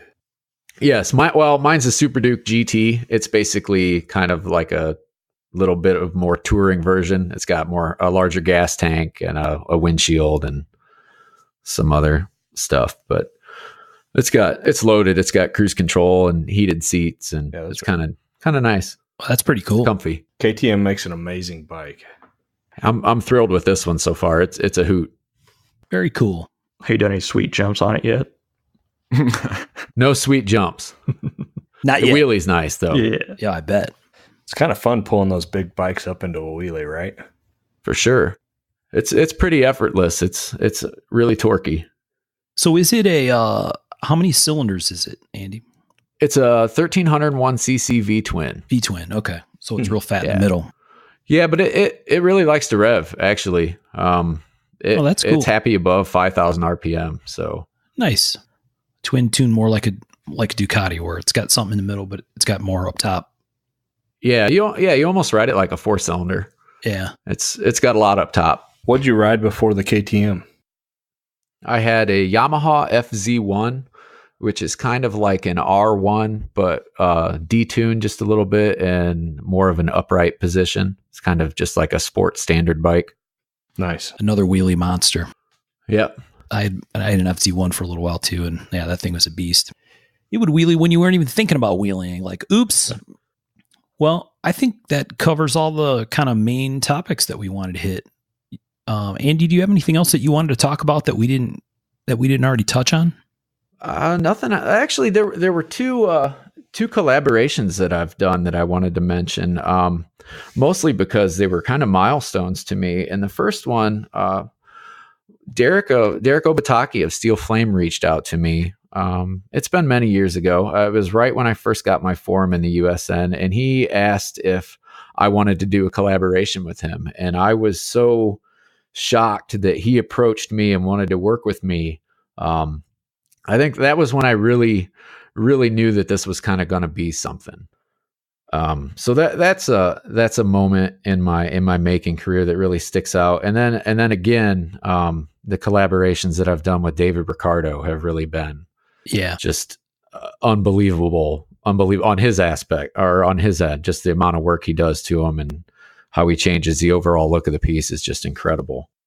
Yeah, no, both are very big deals, right? I think they'd be a big deal for anybody. Yes. Oh yeah. Yeah, I would agree. Pretty awesome. You guys have any other questions that you wanted to ask? No, I think we covered a lot of stuff. I think this was a good, fun little interview. Yeah, very fun. I learned some stuff I did not know. Well, there you go.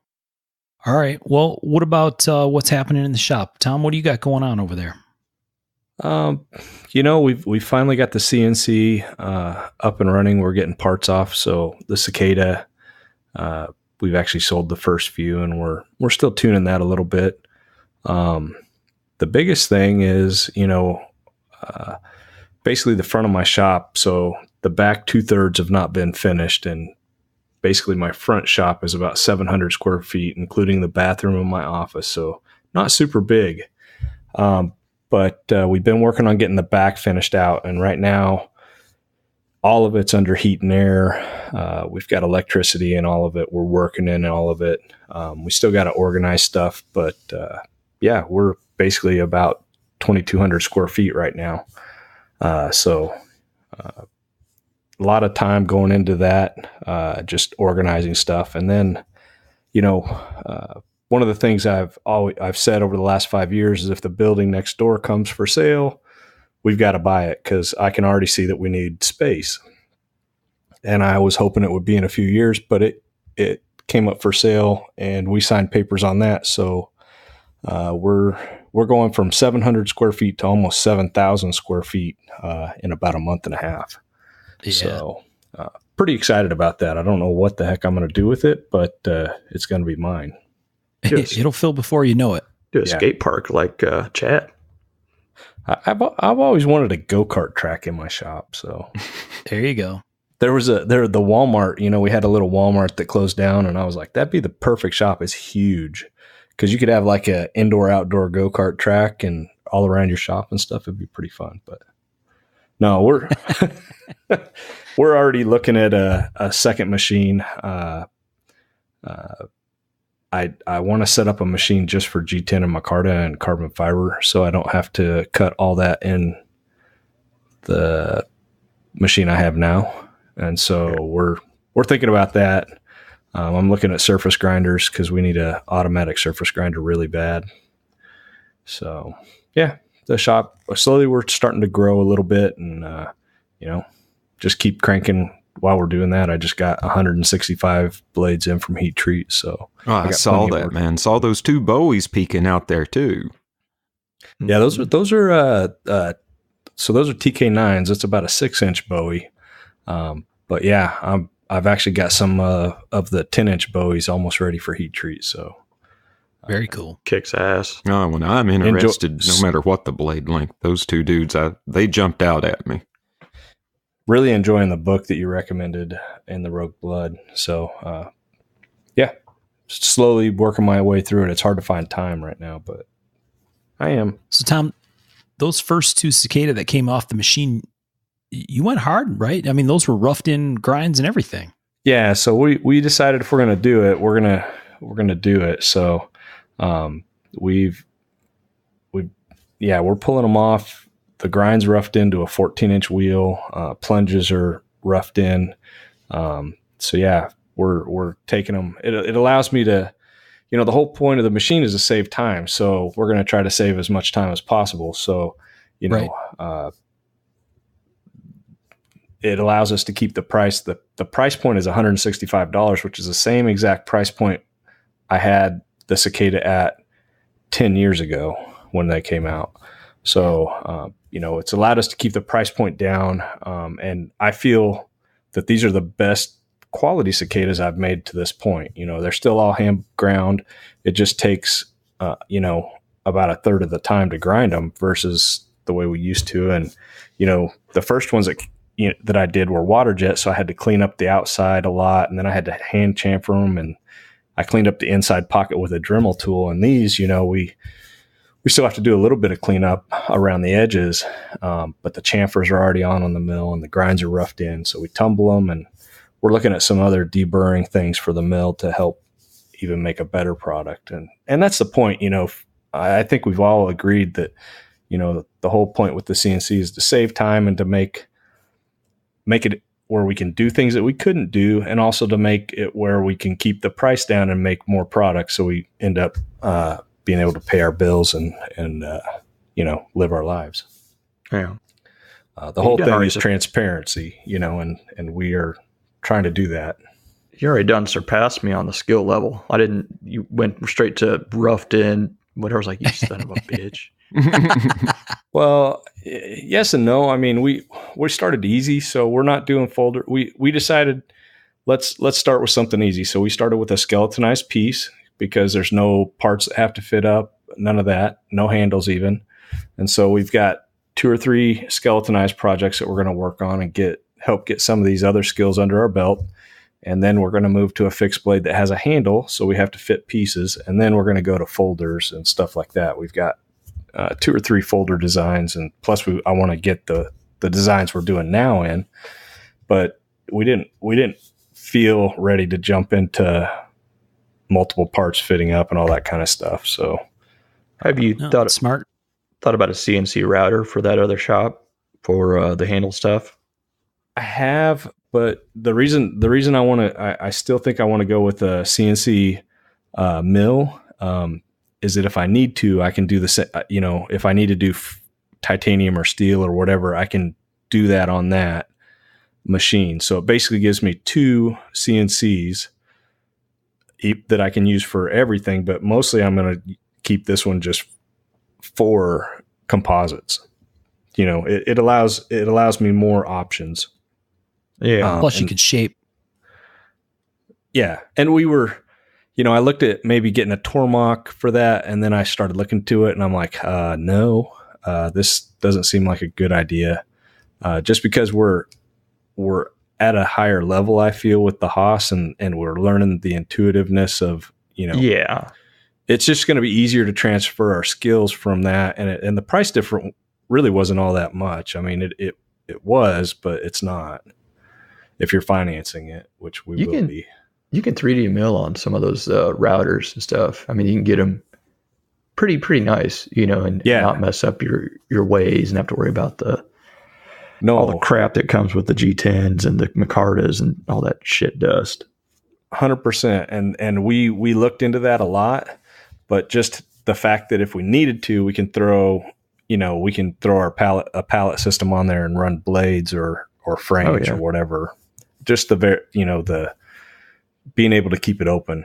But the idea is to hopefully only cut composites and stuff on there. And if we get to the point where we need another machine, we'll just add another machine at that time, because I've got 7,000 square feet now. So got to put something over there. I'm really wanting a laser and a surface grinder right now, though. Yes, laser and a CNC lathe would be awesome. Imagine making all your own screws and stuff. Woo! Yeah, Michael, what do you got going on over there? Neck deep in V4s. Dude, they look awesome. The ones I've seen coming out are great. I appreciate that. It's been a long process, but finally getting to see the results is nice. But they look great. It's a lot of production-y type work, Well, I love how you're putting like custom pivot collars and all sorts of stuff like that on it. It's not 50 or 150 or 200 of the same exact thing. It's almost like small batch custom mod work. Well, yeah, that makes it more fun for me because I get to play around with finishing and all that fun stuff. Yeah, smart. Thanks. Sean, what do you got going on, buddy? Man, I'm just working on knives, helping Rachel make her first knife with handle scales, and a little project for her. And man, I'm just Rachel going to start making. Man, for some of the plans we've got, I doubt she'll go full into being a quote unquote maker, but for some of the plans we have, she needs to have a better understanding of the processes that go into it. And this is a project that'll help with that. Yeah, very cool. Amen. Long-term plans. I plan in 10-year blocks. Yeah, I like it. Yeah. How about you, Andy? You said you're working on your Williams collab thing for the California show. Yeah, I've got a little handwork to do to that. I'll probably get back to my normal production here before I get that finished up. I've got the Kentucky show coming up the first week of December is my next show to start getting ready for. So start putting pieces in the bank for that. Yeah. I just ground my first piece this week for Kentucky. Little clip point monochrome ruiner. Dude, it's like 2 or 3 months away, isn't it? Something like that. Yeah, it's first weekend of December. Yeah, I think it falls on December 2 this year. I think so. I believe so, yes. That's the way smart people do it, Tom. They don't wait until apparently 2 weeks. Oh, I'm just so slow. I can't do it all. That's what I'm saying. So know your limits. I'm aware of who I am. There you go. I'm aware, but I like to fool myself sometimes. Right. Yeah. Work better under pressure. Yeah, I got plenty of other areas I can lie to myself in. I'll be honest on this one. I know there's some other shows in the middle. When is that California show, Andy? I think it's October 21st. Yeah, it's in October. And then New York is November sometime. Mid-November. Yeah, around the middle. I got to do one of those. I like that show. Just going to the city is fun. Yeah, I'd like to. I wouldn't want to live there. I've never been to New York City, but I'd like to visit. I don't know if I'd have a full-on panic attack with all the people, but let's go, dude. I'm willing to try it out. You can still get a table this year, probably. Yeah, I don't know. It was one of those where Abby wanted to go to, and it's always his school, you know. Yeah. It's tough for those teachers to get off for knife shows. Get you a customer too and bring some V4s, man. That'd be plenty. Yeah, that would be kind of fun, wouldn't it? I have plenty more to go. Me and Mark will be there. Yep, Tom and I'll be there for sure. I've not been to the California show. That's someone I got to check out. Yeah. What's under new management this year, right? Yep. Sacco stuff. Yep. Should be good. Yep. Recon 1 guys are doing that. And then they're doing a Friday night show as part of that too, right? Like a higher end show. Invitational type thing. Yeah. Very cool, guys. Andy's got a birthday party coming up here in a few minutes, probably. I do, yes. My youngest son turns 8 today, so this afternoon after his soccer game, we got a birthday party. Yeah. Happy birthday. Yeah. Which, while we're doing that, I want to wish my boy Kane a happy 21st birthday today. Happy birthday, man. Happy birthday, Yeah, Kane. happy birthday, Kane. Happy birthday, Kane. And then Friday, Rachel and I celebrated our 22nd wedding anniversary. So happy anniversary, babe. Dude, that's awesome. Congrats. Thank you. 22 years. Amy and I are 24 years tomorrow. Congratulations. Wow. Congrats to you too. When this just party central time. It is. We hit 25 this year. Did you really? Yeah. Crazy. We've been talking about it. 25 next year. We got to decide if we're going to go somewhere. I think she wants to go overseas or something. So we'll see. That's it. I think the answer is yes, you better go somewhere. Yeah. Tomorrow we're going to work, which that's not the good plan for 25. No. It's not a, hey, I rented a movie sort of anniversary. Silver, right? I picked up a pizza on the way home, baby. What's wrong with you? Why are you crying? Get her a silver nuck. Yeah, there you go. Punch you around the dick Silver with it. nano. Get her a nano, not the real one. That way, if she hits you with it, it won't hurt as bad. Yeah, there you go. Leave less of a bruise. Well, gentlemen, I think we had a good one, and I appreciate, Andy, you coming on here and talking with us. Thank you, Andy. Man. Yeah, guys, thanks for having me. Pleasure was all ours. Especially on this day of birthdays and whatnot. Appreciate it. Yeah, busy day. So we appreciate you taking the time to join us, and I think people really enjoy it. It'll be good. It's a good bunch of history, even I think for folks that have been around your work for a while. Oh yeah, yeah. I for sure learned stuff. Awesome stuff, guys. All right. Well, I think that's it. Thanks everybody for joining us for episode 18 of Mark of the Maker.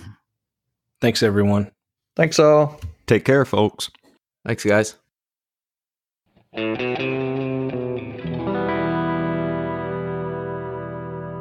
To learn more about our makers, you can find Tom Crine on the web at crineknives.net, in his Facebook group, Crine Knives, or in his Instagram account, @Crine Knives. For Michael Birch, check birchtreeblades.com, Facebook group Birch Tree Blade Works, or Michael's Instagram @BirchtreeBlades. For myself and the Raygun Bead Project, we're on the web at raygundivision.com. We have a Facebook group called Raygun Division, or my personal Instagram @msteiner. For those interested in photos, references from the show, or some discussion about the show itself, you can find us on the web at markofthemaker.com, in a Facebook group called Mark of the Maker, or on our Instagram @markofthemaker. Last but not least, the ultra cool and haunting background music we use for the show is a piece called Noir Guitar by Stevie's Amp Shack, found at the Free Music Archive and licensed under Creative Commons CC BY 4.0. Thanks for listening.